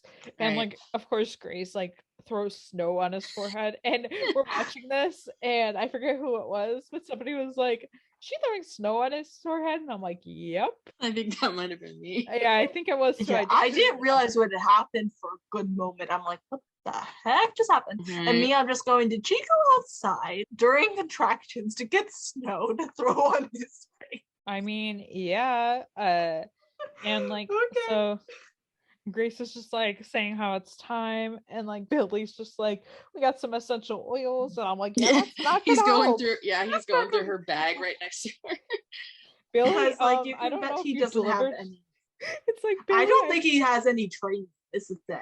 Like he may have basic EMT training, but Billy, I imagine he's never had to use it to deliver a baby. I don't think he's delivered a baby is what I was getting at. Like I'm definitely getting that feeling because of the way he's just like, here's some essential oils. Okay, Billy. Also he's like, also I imagine a lot of it's still like he's like, I don't want to piss her off. Yeah, 100%. Like I want to help, but I don't want to piss her off. Right. And so I'm like, okay, that's a real predicament. So he's just doing everything not helpful to try and help. Yeah, and she finally lets him take her hand, and it's just like, okay, this is one of those moments where I was just like, okay, in the beginning of the season, I was just like, okay, it's either Owen or Billy that's holding her hand just based on like looks, and I was like, okay, I wasn't wrong about something. Right. And we, you know, because she's like realizing it's time, you know, that the baby's coming, and he's like, well, what can I do? And she's like, because she wants Judd, which, you know, obviously he can't really provide right now. So the only comfort she's going to get is holding on to him. And so, let's be honest, if he was a magician, he would have like snapped his fingers to get Judd the baby. Right, exactly. Yeah. And then we go to like Owen and Tommy, and they're on the like Owen and Tommy are in a vehicle, and then Judd is in a fire truck with the crew, and they're driving opposite ways on the road trying to find like Grace where she is, and they end up finding Tommy and Owen end up kind of getting down that street that she got stuck on. Right. And we don't even know like how many people are there with Judd just because they only show him. Mm-hmm. And There was stuff. obviously someone driving. There was He was somebody in the driving, and there was passenger. Judd, and then maybe like I could see like one or two other people. Like you don't really know, because obviously the whole 'Cause crew they're is only not gonna focusing on go. Right. But yeah, It's like, and thankfully we have, Tommy is a part of this because we need a paramedic. Okay, at this to be time. honest, until she arrived in the tour bus and stuff, I was like, I didn't remember, and then I was like, oh right, she's a paramedic captain. Oh, Yeah. we love she's around. We really do. Right. And I so forgot then about that till then. then Tommy and Owen do happen to see Grace's car. They check to make sure it's Grace's car, and then they're like, well, she's not here, but there's footprints, so they follow footprints and get there just as well, they get to the bus and they see it on, and then like, well, why would it be on? well, they figure Yeah. that they're in there just based on all the things we just mentioned, Right. and stuff. And it's like, oh, thank God, we got like a paramedic captain, we got a captain, we got people. Yeah. And Judd's in the truck. They like. Oh and yeah, he's like screw this, I'm running. Yeah, he's like, which is good because you're trying to get a big ass fire truck through a car packed street. You're not going very fast. which I think he realized and stuff. Yeah. He could get further on foot than he could through the truck. That was kind of part of his reasoning, I guess.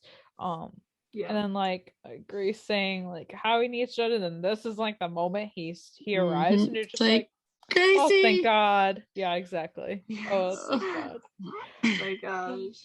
Yes, I would just be like, yes, I would be equally relieved if I saw Tommy coming to help, honestly. Yeah. Yeah. And like I loved the next sequence because they had like Grace giving birth and then TK waking up at the same time. Like these storylines have been like kind of a thing for the last couple of episodes, like are finally like coming to a close, like it's happening. And like so like okay, the music and the scenes, this is where I started crying. And it is not easy to make me cry, okay? I know, because we were talking about it too. I asked Katie, I'm like, okay. Yeah. Because she mentioned, I think she mentioned she cried. I'm like, okay, am I going to cry? And she's like, maybe. And I'm like, maybe. Yeah, it was I like cried. Maybe. It wasn't just like tearing up. Like I legit had tears running down my face, and I'm like, I know. I look up and you guys are crying, and I'm like, oh my God. Yes. Right. But like, well, yeah, because it was bouncing back and forth, and it was really good. Like Grace and the starts music to give overlay birth, too. and TK, like at first you think he's just like his body's just switching, but then Carlos realizes, okay, he is waking up, and he starts to like you could see his hands kind of grabbing at the tubing. Right. Yeah. Well, I don't even think it was ever like when I watched it, I didn't think it was a twitch because like we know but anyone in the room probably would have thought it was a twitch. I never thought it was a twitch, but I mean what I mean that's because we knew the background. Well, because in the end of in the end of episode 3 they said how they were sedating him, so obviously he's fighting the sedation at this point because he's trying to wake up. Yeah. So like that's what that was, and then like he tries to grab the tube, so like Carlos kind of has to go over there to stop him and call a nurse over. Right.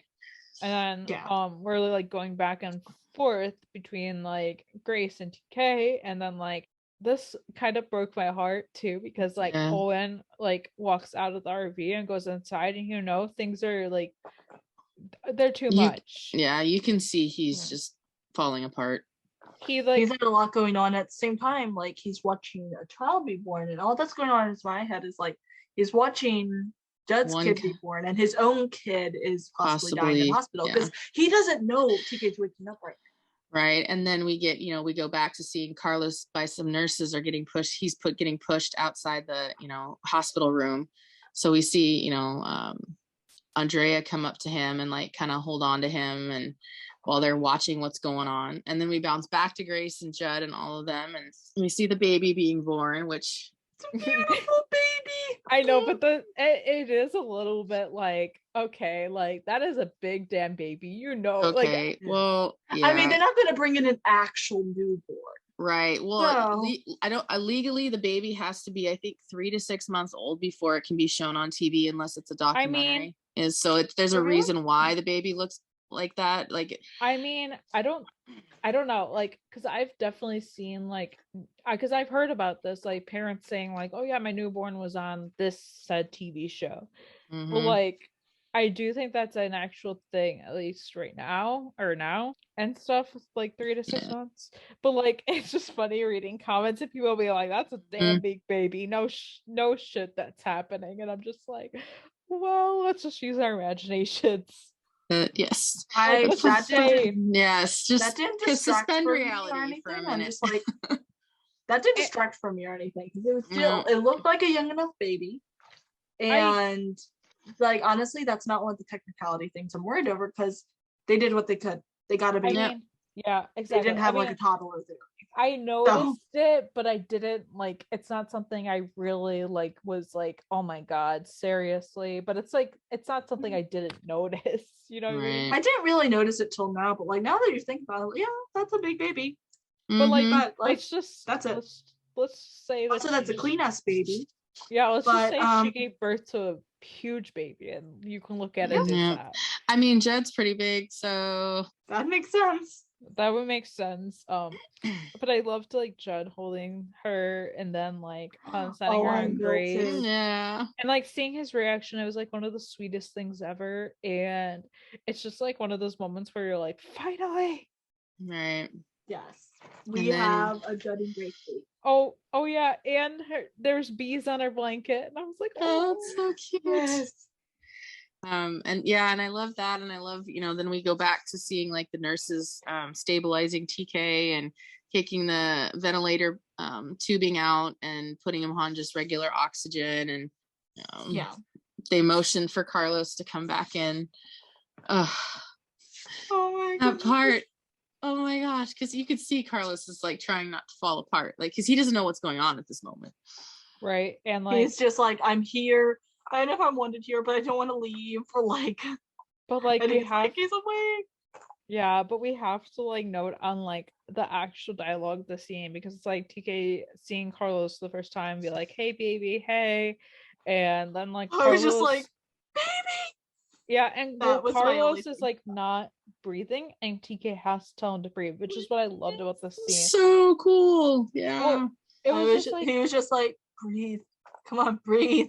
And he like took. I didn't even realize he wasn't breathing until I watched the scene over again. I'm like, that's right. Yeah. He is kind of looking like he can't breathe. And then he's like takes this choking sob, like this deep breath. Yeah, and like it was just so like. It was remarkable. And then like Carlos taking TK's hand and brushing his hands through his hair and kissing his cheek, and like all the things that Carlos couldn't do before, but now he can, because this is like confirmation that like, yeah, they still have to have a talk, and they had that off screen, but like things are better, and like Carlos knows that like he's at least wanted. Yeah, exactly. Yeah, because like TK is also kind of tugging him down. Right. And then so which like, leads to Carlos. Yeah, which leads to Carlos leaning in even more and resting his hand on his cheek and leaning in to kind of hug him. And then you can see TK gripping onto his shirt and like holding on to him. Right? Yeah, exactly. And, so good. And then like I just saw an ambulance go by the window. It's TK. Wow, he's on his feet fast. Oh, but I love another thing I love that was super touching is before how Owen had like basically fell to his knees because things were too much, and then after the baby is born, Tommy going out and putting her hand on his shoulder. That was super sweet and like really needed. I love their friendship. And I knew when I saw that scene, like, because that was a picture that was released, and I was like, okay, I knew exactly what that was. Owen breaking down about TK. I didn't know the context of the actual like situation and the location they were, but I'm like, yeah, I kind of had the feeling that was what it was about. Yeah, I mean, honestly, he hasn't really let himself break down before now, because he kind of became a man on a mission. Right. And I think that's when got me crying. I think was seeing Owen breaking down and kind of seeing Andrea and Carlos and TK and all of that and the baby. It's just all of that all at once was like super emotional. It was the beginning of that sequence. Yeah. It was the beginning of that sequence because it was just the music for one thing. The music can get me going.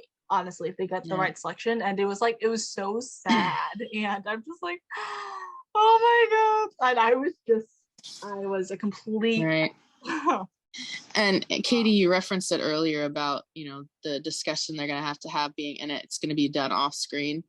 I know a lot of I was people are glad not of happy about that, but some people are. And I'm thinking, Well, they could okay, shut up. I'm sorry. right. But... No, I agree. I was just, Okay, but cool. I'm like, okay, I can see why some people would want it, but personally, I'm really glad they had that off They screen already had because it. just like they had it the in break. coma. Well, Coma dream, it they had wasn't exactly two-sided. But just saying. But like anything like that, it's like the breakup. Like they needed to keep those dialogues, those scenes off to just focus on them getting back together. Right.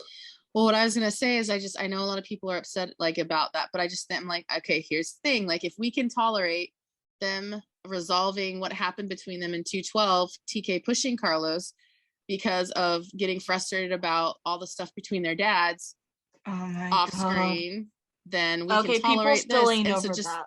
I know a lot of people are so upset about that. I'm like, just deal with it because Carlos is happy right now. Yes. I mean, the one thing I have to say about that is if you can't let things go that happened basically a season ago, then you're like, if you just hold things in the past, that's just not healthy, and that's just like not something you should be doing. Like, I'm not trying to say like you do this, but like, right, don't do that. Like, don't do that. Well, and I'm just thinking like, and I understand like, TK pushing Carlos, and there was issues, and that should have been mentioned, but it was discussed later. Like it was said, like TK, we already talked about this. So in this situation, like them hugging goes right to the next scene. That hug and the way TK was reaching out for Carlos and all of that were points to realizing that TK was, coming back to Carlos and wanted Carlos in his life. And obviously the way Carlos was reacting was proving that he wanted to be in TK's.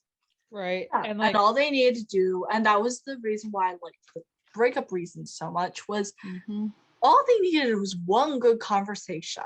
Yeah.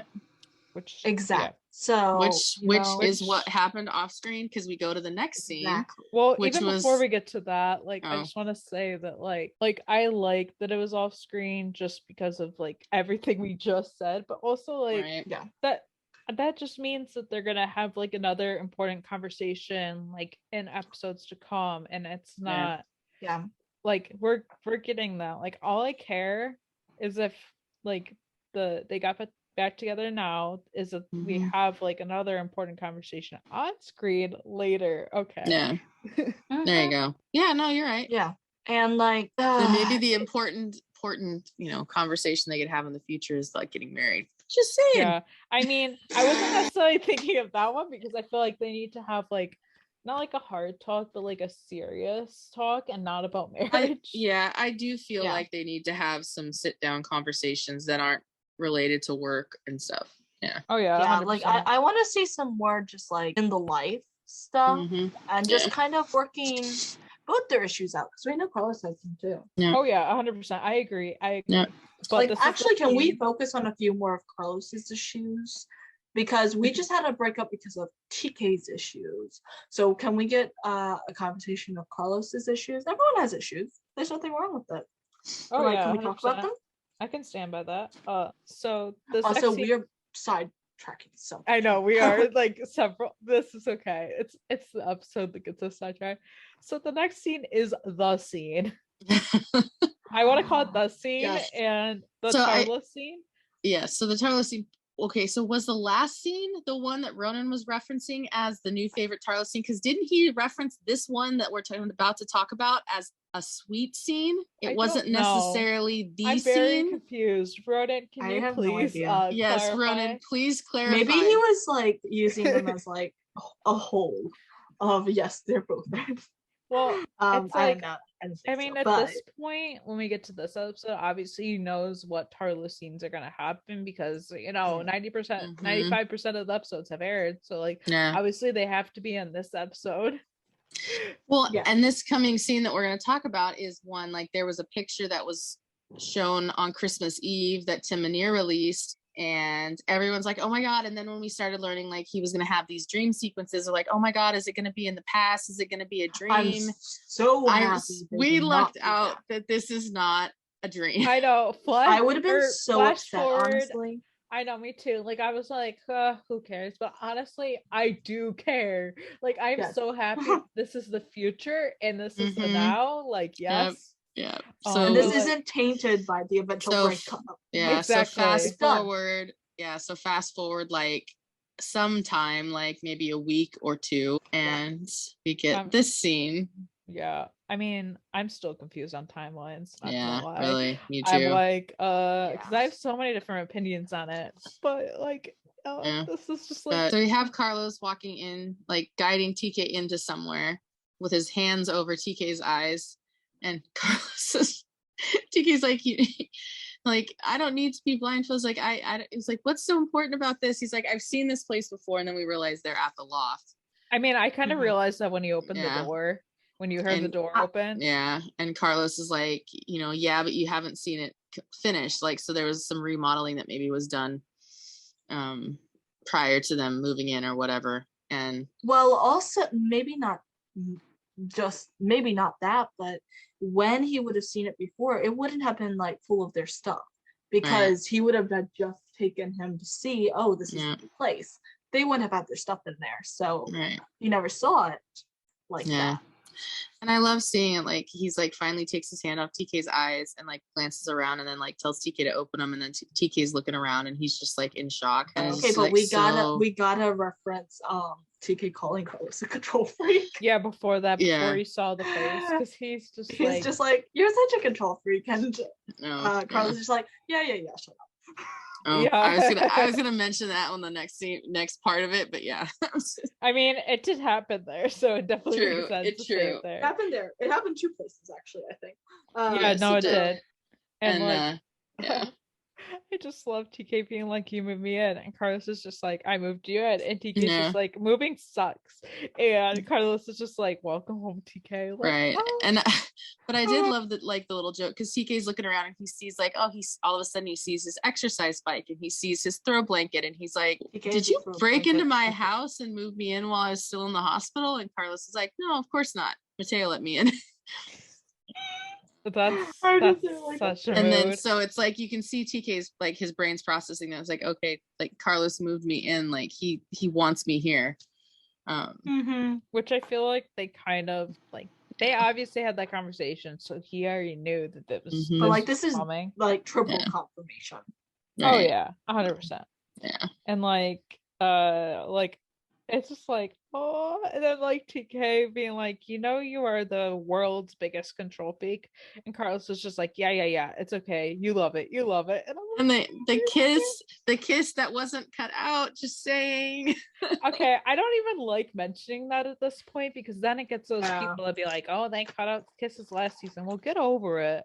Either stop watching the show or get over it. Because like I don't even like to give it airtime, yeah I know. But like and then like I didn't really pay attention, even though I've watched this like 4 times at this point, but like I believe TK pushes Carlos onto the couch, and I'm like, yep, okay, yep, and fade to black.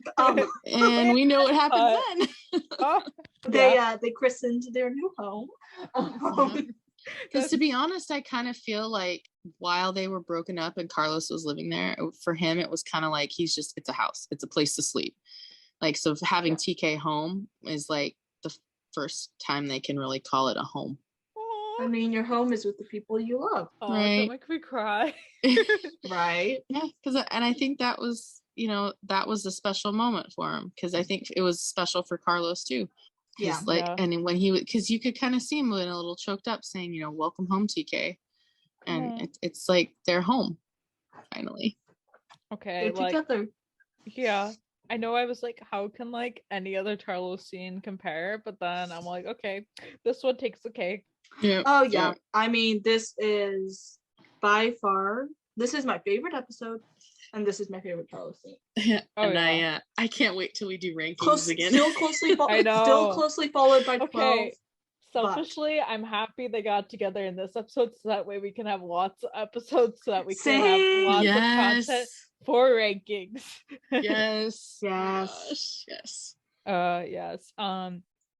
then the next scene, Tommy's girls meeting baby Ryder. We don't know her name quite yet, but like, so they walk in, and then like, Tommy's like holding her, asking like what her name is, and they're like, well, we wanted to name her Charlie, and I love I love Tommy's girls being like, that's a boy's name, but I loved it because like but I did want Tommy to be like, like she did say like no, but I wanted her to be like, that's not a boy's name. Yeah. Like and stuff, but it was so cute. And like I so knew they were gonna name the baby Charlie or Charlotte or something that would be Charlie would be the nickname. Okay. Honestly, I never guessed that, but that's because I focused on what I didn't want them to name her, and I never put any guesses on what I thought they would. Okay, I saw this coming, but I also wasn't 100% certain. Like, I don't know. Like, it was hard to say what they were going to name her because they could have named her like a family name and stuff. Yeah. They could have, which Charles is part of the family and stuff, and Tommy's part of the family, but still, like, it could have been something else. But honestly, like, I love it. Yeah, like, it's super cute, and like it has such like it's so sentimental. So like, it's great.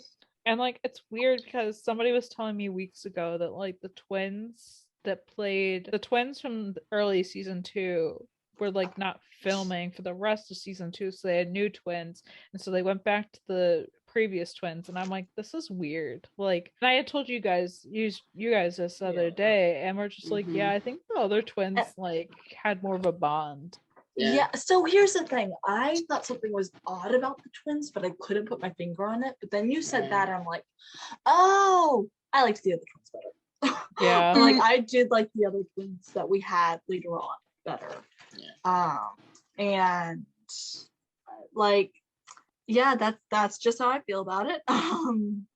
Yeah, just honestly. their acting felt really stilted, and I get they're just kids, but the other twins are just like so good. Yeah, exactly. The other ones did not perform such a stilted acting, and so I'm just like, yeah, I wish we could have the others back, just because that felt a lot more real. Not like they were just reciting lines. I agreed. So the 126, Owen and Marjan are outside the 126 on, I guess, the new D-Day. And Owen thanks Marjan for fighting for the 126 and him, which I love that line, because even though for everyone, for us, for Owen, it was annoying for Marjan to be like so like pushy, but I think like he appreciated it at the end because he got him back here. Or even if he didn't appreciate it, like he recognizes it, and so he's like he's able to appreciate the effort she put in, even if he may still look back and go, bushy. It was a part of helping him put things in perspective. I also think like it's him appreciating it now, but looking and stuff and being like, okay, I really need this push and stuff. I need someone whacking me over the head, basically. Right. Yeah. And TK's got his own stuff going on, so and Marjan's like the glue of the family, I think, because like she was the one that was trying to keep everyone together, and she was the one that was fighting for the 126 to be back, and for like this family to still be get together. She was the one, which I love. And then of course like they're talking, and then the rest of the team shows up with donuts. Yeah, yummy. Yes, it's nice to see like this scene. Yeah, because I believe we got a photo. Yeah, we did a couple, and and like I love the like Owen's just like, are these gluten-free? Like, it's a donut. Like, shut up. Like, no, they're not. Eat it and be happy, which he does. And like also we like, I think it's cute how like TK walks up and Owen's just like, hey baby, and he's like, hey man. Yeah, I love that. So cute. Yes. And like we need strand bonding in season. We need 3. it, like, seriously. Please and thank you. And then Marjan, I love this sequence because it's just like Marjan's like, I'm so glad you all came, and Mateo's just like, you kidding me? We wouldn't miss it. And she glares at them and mostly at Mateo, and Mateo's just like, I mean, we wouldn't miss it again. Right. Just like, Yeah. They have You're like, sort of missed it lately. Yeah. Thankfully, the snow saved it the first time. Yeah. Yeah. And I love Paul being like, I can't lie, this one stings. And Judge's like, yeah, I spent the best years of my life here. Hell, most of my life. And then, Right. like, of course, they're going to knock down the building. And of course, at that same moment, their GoFundMe donation gets funded to $5 million, which is more than they asked, by the way. Also, Right. I want to make a comment because I love how they said GoFundMe, but do you remember the lady in 911 who had like those fake FundMe pages? They didn't call it Yeah. GoFundMe. Yes. Did you? I Oh, yeah. really picked up on that immediately, and I was like, interesting. Okay. Nothing major, but just thought that was interesting thing to think about. Okay. Yeah. And it was. I mean, that is interesting. It is very interesting. And then it was funny, like Marjan saying that they got funded, and TK being like, "That's not funny, Marj." Yeah. That was. I'm just like, I'm not kidding. She's like, no, I'm serious, and she like says the name. Yeah. But like before that, like she runs, her and Owen run off. Yeah, and to stop them. Yeah. And Okay, what I was just thinking was that the guy must have been like, "Oh, not again." I know he Yeah. was. Yeah. He's like, and now I've got a whole team to fight. You know he was. The worst part would have been if Carlos had to be called. Oh my god, can you imagine? Oh, that would be I awkward. kind of wanted, like, I get this was a 126 thing, but I kind of low-key wanted Carlos to be there. Yeah. I know. Because like, isn't he just honorary 126? Like, yeah, pretty much. And, like, yeah, honestly. So that does, with what you just said, that kind of goes back to what Nancy and TK were talking about in episode 1 about, the 126 Hague should be for just the 126. Oh, I forgot about that. Yeah. And then she's like, well, technically there's no 126 anymore, so. Oh my god. Yeah.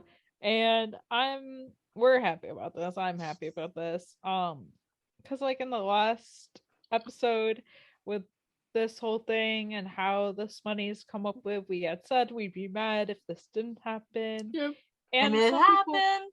Yeah, it happened. I love it. I don't think it's predictable. Like, yes, it happens on shows before where somebody saves the day, but like it has to come into a climax at some point. And like this is the way to do it. And like, and honestly, this is kind of predictable. I don't care about.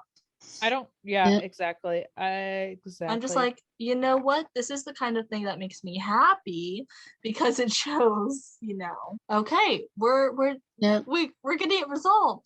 Right. And I love how Marjan, like, they say the name and like everyone's like, who? I don't recognize that name. You sure it's a real person? And like you could see the like recognition on Paul's face, because Paul just knows everything. But not even that, like he had the most connection with his family just because of like Lindsay and stuff. So he obviously knew her name and stuff. And like the other Judd and Mateo were there after the fact and they did hear the name during the rescue, but they probably forgot about it. And then everyone else doesn't know about this whatsoever. So they don't know. Well, and you think about it, like base details, but they don't know the name or anything. And I can just imagine like with that, like Paul, he's, was in the hospital and the dad was trying to give Paul all these gifts and everything as a thank you for saving Lindsay. And, I can just imagine, like Jed said, like being firefighters, like, rescuing people that, that's our gift or whatever.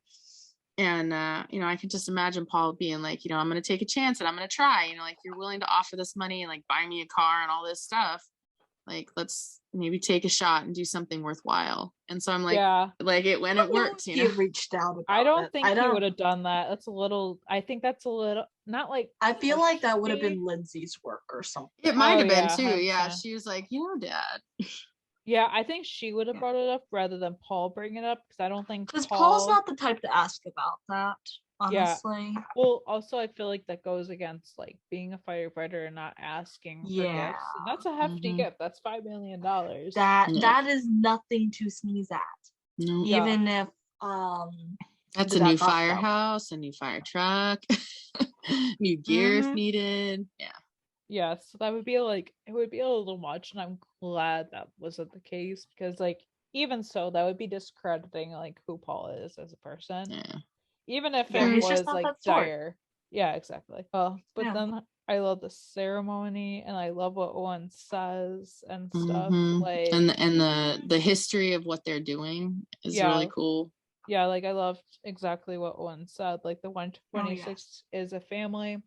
These uniforms bind us together tighter than blood. Like a family, we argue, we screw up, we let each other down. But as long as we keep fighting for one another, there is no challenge that we can't rise to. There is no crisis that we cannot overcome. This building stands today not because of the brick and mortar, but because of the heart and soul of the family inside it, the 126, and so it shall always be. You hear that, Billy? You hear that? Yes. Okay, though, I'm just gonna be a smartass here and say that my brain just went, the brick and mortar does help, don't you, Owen? Yeah. Oh my god. That's true. But it's the whole sentiment. All the sentiment's great, but my brain just went yeah, and I loved Owen going off and explaining like what they're about to do is like pushing in, talking about like the history of like the carts could never be like pushed in by the horses backwards, so like the actual original firefighters had to do it, and like so all you can see the crew like slowly walking the trucks and the ambulance into the station and them ringing the bell. It was so powerful, so good. Yeah, exactly. And you could see how happy Marjan was when she rang the bell too. She had this bright smile on her face. She had the biggest smile on her face. You know, she was like, I did it. Yeah. She was like, we did it. Like, did it. It's done. Like, we're back. Yeah. The perseverance, y'all. Yep.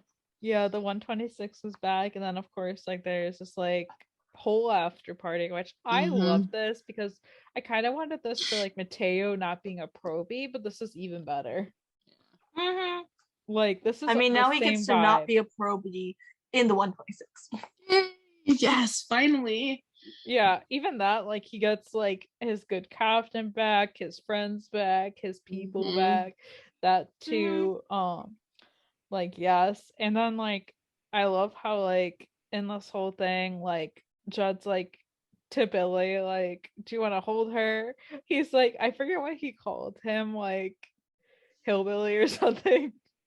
No, he didn't. Did he call her Uncle Billy or something like that? No, Judd was like, hey, hillbilly, you want to hold her? Oh, I think that's what he said, and it was so cute because Billy's just like holding her because he didn't want to because he's like she's gonna cry, but like he holds her and she's like, yep, this is the future chief, and Judd's just like, Billy. I'm sure Grace is just like, oh heck no. I know, right? Hell no. Though it'd be funny. I'm just like, if that happens, I could see it. Oh yeah, I could too. Like, yes. I mean, like both of her parents like are in like strong roles, so it makes sense and stuff. Like, yep. And then of course like Carlos and Owen and like Owen. What? No, the scene just gets me happy. What did I say? So Carlos and Owen saying, I didn't go too far in this remodel, and TK being like, it looks exactly the same, and Owen wants to disown him in this moment because he's just like, are you out of your mind? And Carlos makes up for it. Carlos is being the perfect son-in-law. Yeah, Carlos making up for his boyfriend, be like, the subway title and the backsplash is new, and Owen be like, thank you, Carlos. I thought that was hilarious. And then they're standing there, and all of a sudden Gwen starts walking in, and TK has to ask, is she really here? I mean, I don't blame him. I'm just like, I mean, none of us do. I mean, because like it's like, is she really actually here now? Yeah. Oh yeah, she is. And then Owen's just like, I love what he says. She's late, but she's here. I was like, the amount of times I can relate to that, like somebody being late, is funny. Yeah. And then TK goes up to her and like they give her, she hugs. It's funny if she gives Owen a kiss on the cheek, and then she hugs Carlos first, and then TK hugs her, and then she's like, don't squish your brother. And they're like all cooing over him, and like Owen's like, am I crazy or does he kind of look like me? And Owen's like, you're crazy. Gwen's like, Or you're Gwen's like, crazy. you're crazy. Yeah. And I'm just there like, okay. I mean, that's funny dialogue. I'm just like, okay.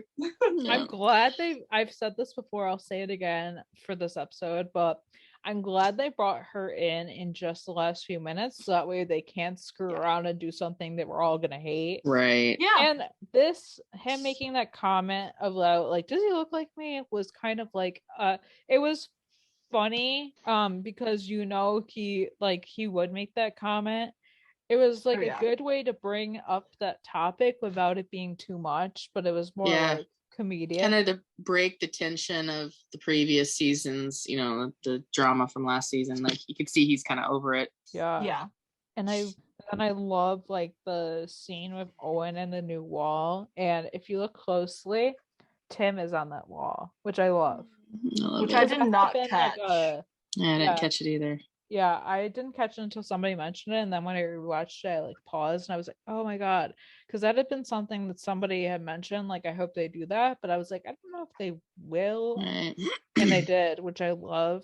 And then it's like Billy's during this when Owen's looking at the wall. It's like Billy and Owen kind of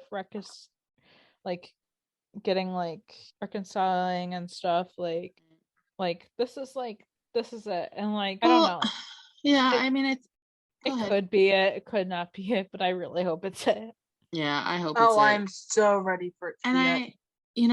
I think it was something someone made a comment about like giving up, and like one of them said like no, it was more like you just like gave way or something like that. It's kind of like he stepped out of the way, he stepped out of the way, which is what Owen wanted the whole time. Right. And that's like Owen told him that's all you had to do, and stuff, which really that's how they get to this point. Like, well, and not only that, but like Grace was laying into Billy about taking the firehouse away, and how how would your 126 brothers feel right now if they knew what you were doing to the 126 and all this stuff. So she's trying to lay it on thick with that. And so I think between that and everything that's gone on, and then them coming up with the money to remodel. Also, you see at some point, I think it was last episode, it was like him going, I think of them every day, like I think of them all the time. And this is the first time we really see that he is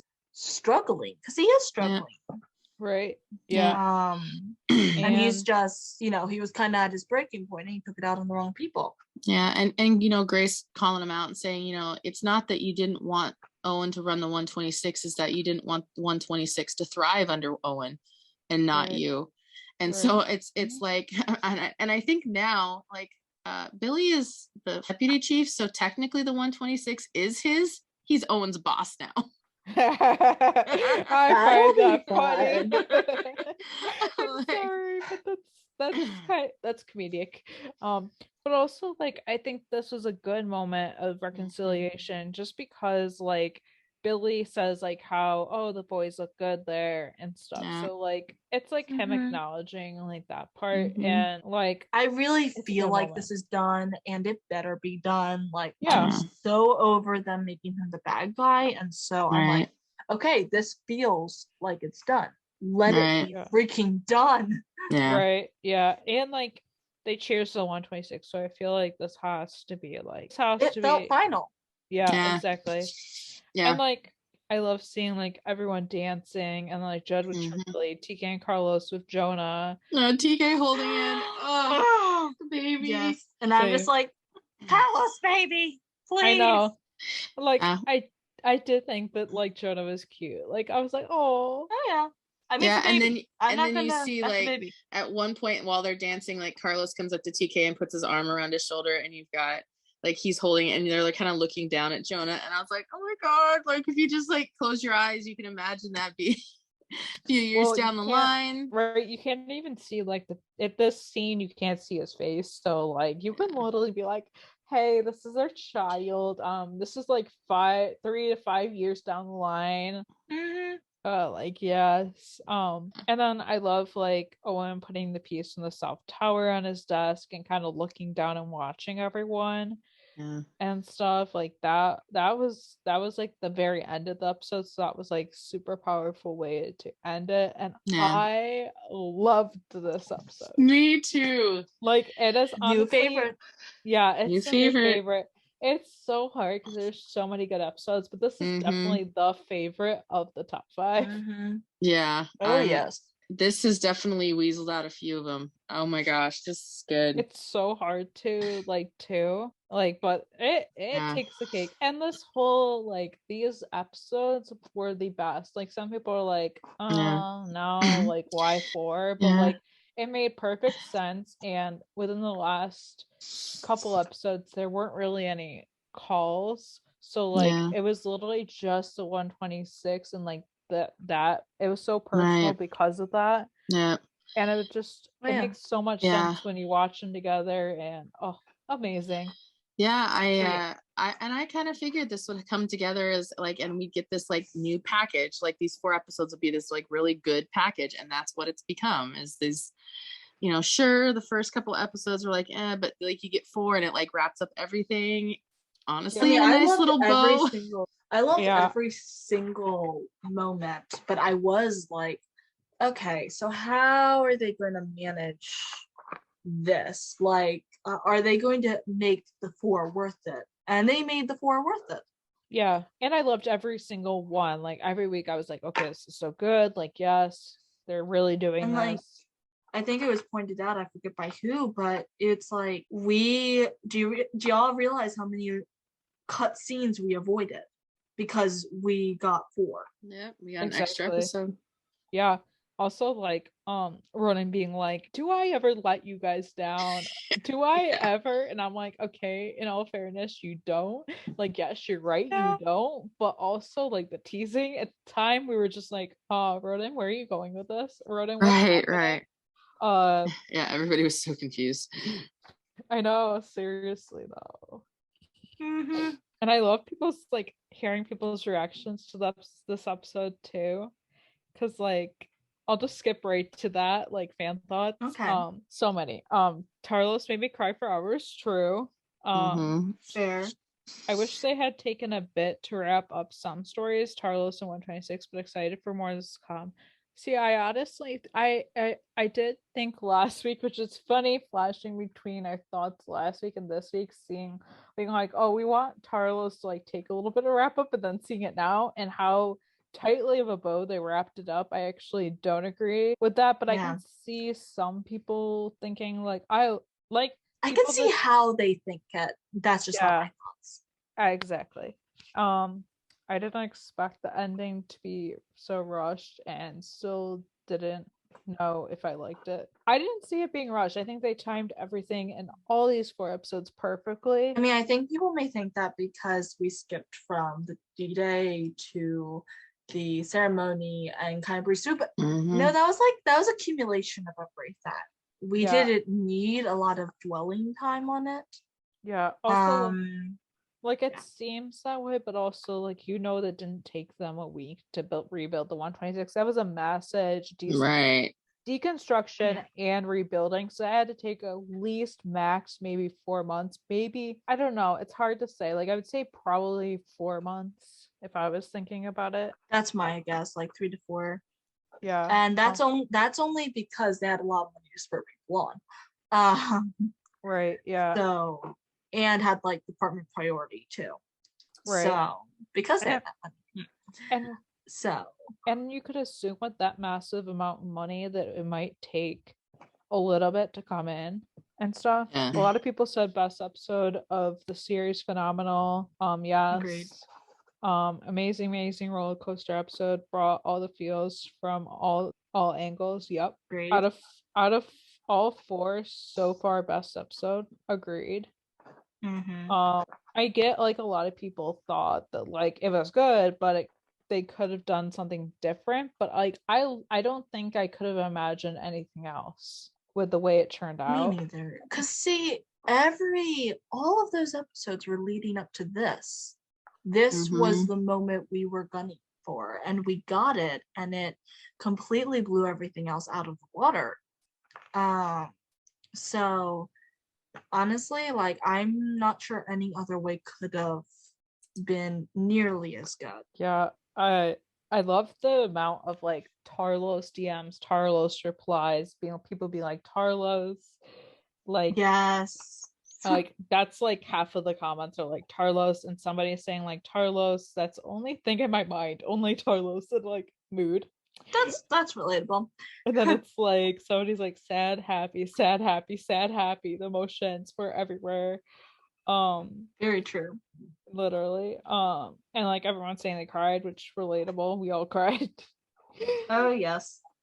Yeah, like I can't get over this episode. Like, oh my god. Yeah, no, this was good. It was really good. Yeah, I loved it. I think it gave us everything we wanted and some of it that we didn't know we needed. Yes, great way to put it. Oh, I stand by that statement. Oh yes. Mhm. Well put. Well put, yes. So I guess let's talk about next week's promo. Which I actually loved this week. Yeah, good job. Good job. Yeah, I know you told us that right before we recorded. We're all just like, And you're like, "Yay, wow. good job. Good work." Because I've just been here like, I'll enjoy them just as much whether or not I see the promo. And I always wind up forgetting about the promo. And so I'm just like, Yeah. okay, I'm just going to let you guys talk. But then I was like, okay, well, I'll watch it this week. And so I did.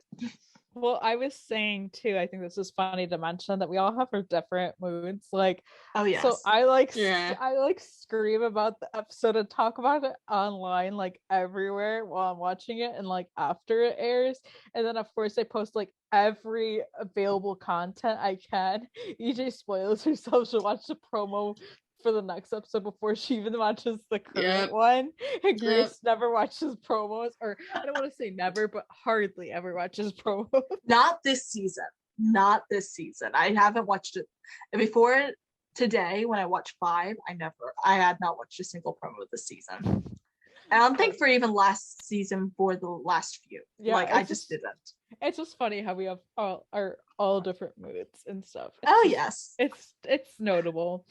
But promo. So there's a fire, and stuff, and there's like a 6-year-old girl in the fire, so they think, but she's missing in the fire. They don't find her. Owen orders them sort of to get out.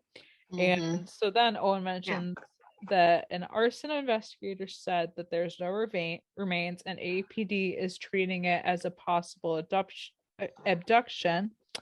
And Carlos content, we get that. We also get another cop, which I'm interested to see what this whole thing is. Mhm. Owen is in active pursuit. Are we surprised? No. Some people are, No. but we are not. Oh, And then no. just other things we know about the episode. There have been stills released of Mhm. first off, Carlos and Grace together, which I love because we have been wanting them to work together in some capacity for seasons, and they've always like Yes. glossed over it and not given it to us how we wanted. Right. Second Like, of we've all, had little dribbles, like during the volcano, during the domestic abuse one, but they were all very slight. They weren't giving us what we really wanted. And now they better not like fail us on this, because oh yeah, no, that won't be good for them. Well, for them, yeah. the big Yeah. threat in there, I love it. Okay, so I have that picture was released, and that was the one that was on Tim Minear's page. I don't actually think that's going to be in this coming episode. It is though, because he literally confirmed it. Oh, he did? Yeah. I thought he was like, I thought that was the one that people were like, people thought it was like episode 7 or 11, and it's like, okay, down the line, why would he post this now? And like, he's like, no, this is this coming episode. Like, also it makes more sense for it to be in this episode because we know what's happening in episode 7. It would make no sense whatsoever for it to be in that episode. We know what's happening in episode 7. See, this is where my mood comes out. I'm like, we know what's happening? Yeah, episode description for that episode was just released. Mm-hmm. Wait, is that the alien hunting one? No, that's a No. no. No, We can talk about it later. Yeah. Okay, I literally, this is just where I'm like, I was doing so good. But my dad No, it's okay. Oh, like I briefly read it, but anyways, so yeah, this confirmed this episode. The second thing we know is Carlos and glasses. Yes, I love. Like, thank you. Which I just gotta repeat this because if anybody watched her live the other day, if you didn't, it's on her profile. You can go watch it. TJ had asked us, yeah, exactly. TJ had asked us like what we thought about it, and my reaction that came my mouth, first reaction was hot AF. Like, yes. Yes. Because it is. So hot. Like, I love Raphael. He's gorgeous, but then adding glasses, oh yes. Anytime I see him in glasses or sunglasses, I think he's hot. Like, and now we like Carlos gets them too. Yes. Okay, glasses. I'm just kind of like, no, go on. Oh, glasses is like one of my top, if not top turn-ons. So I'm like, oh yes.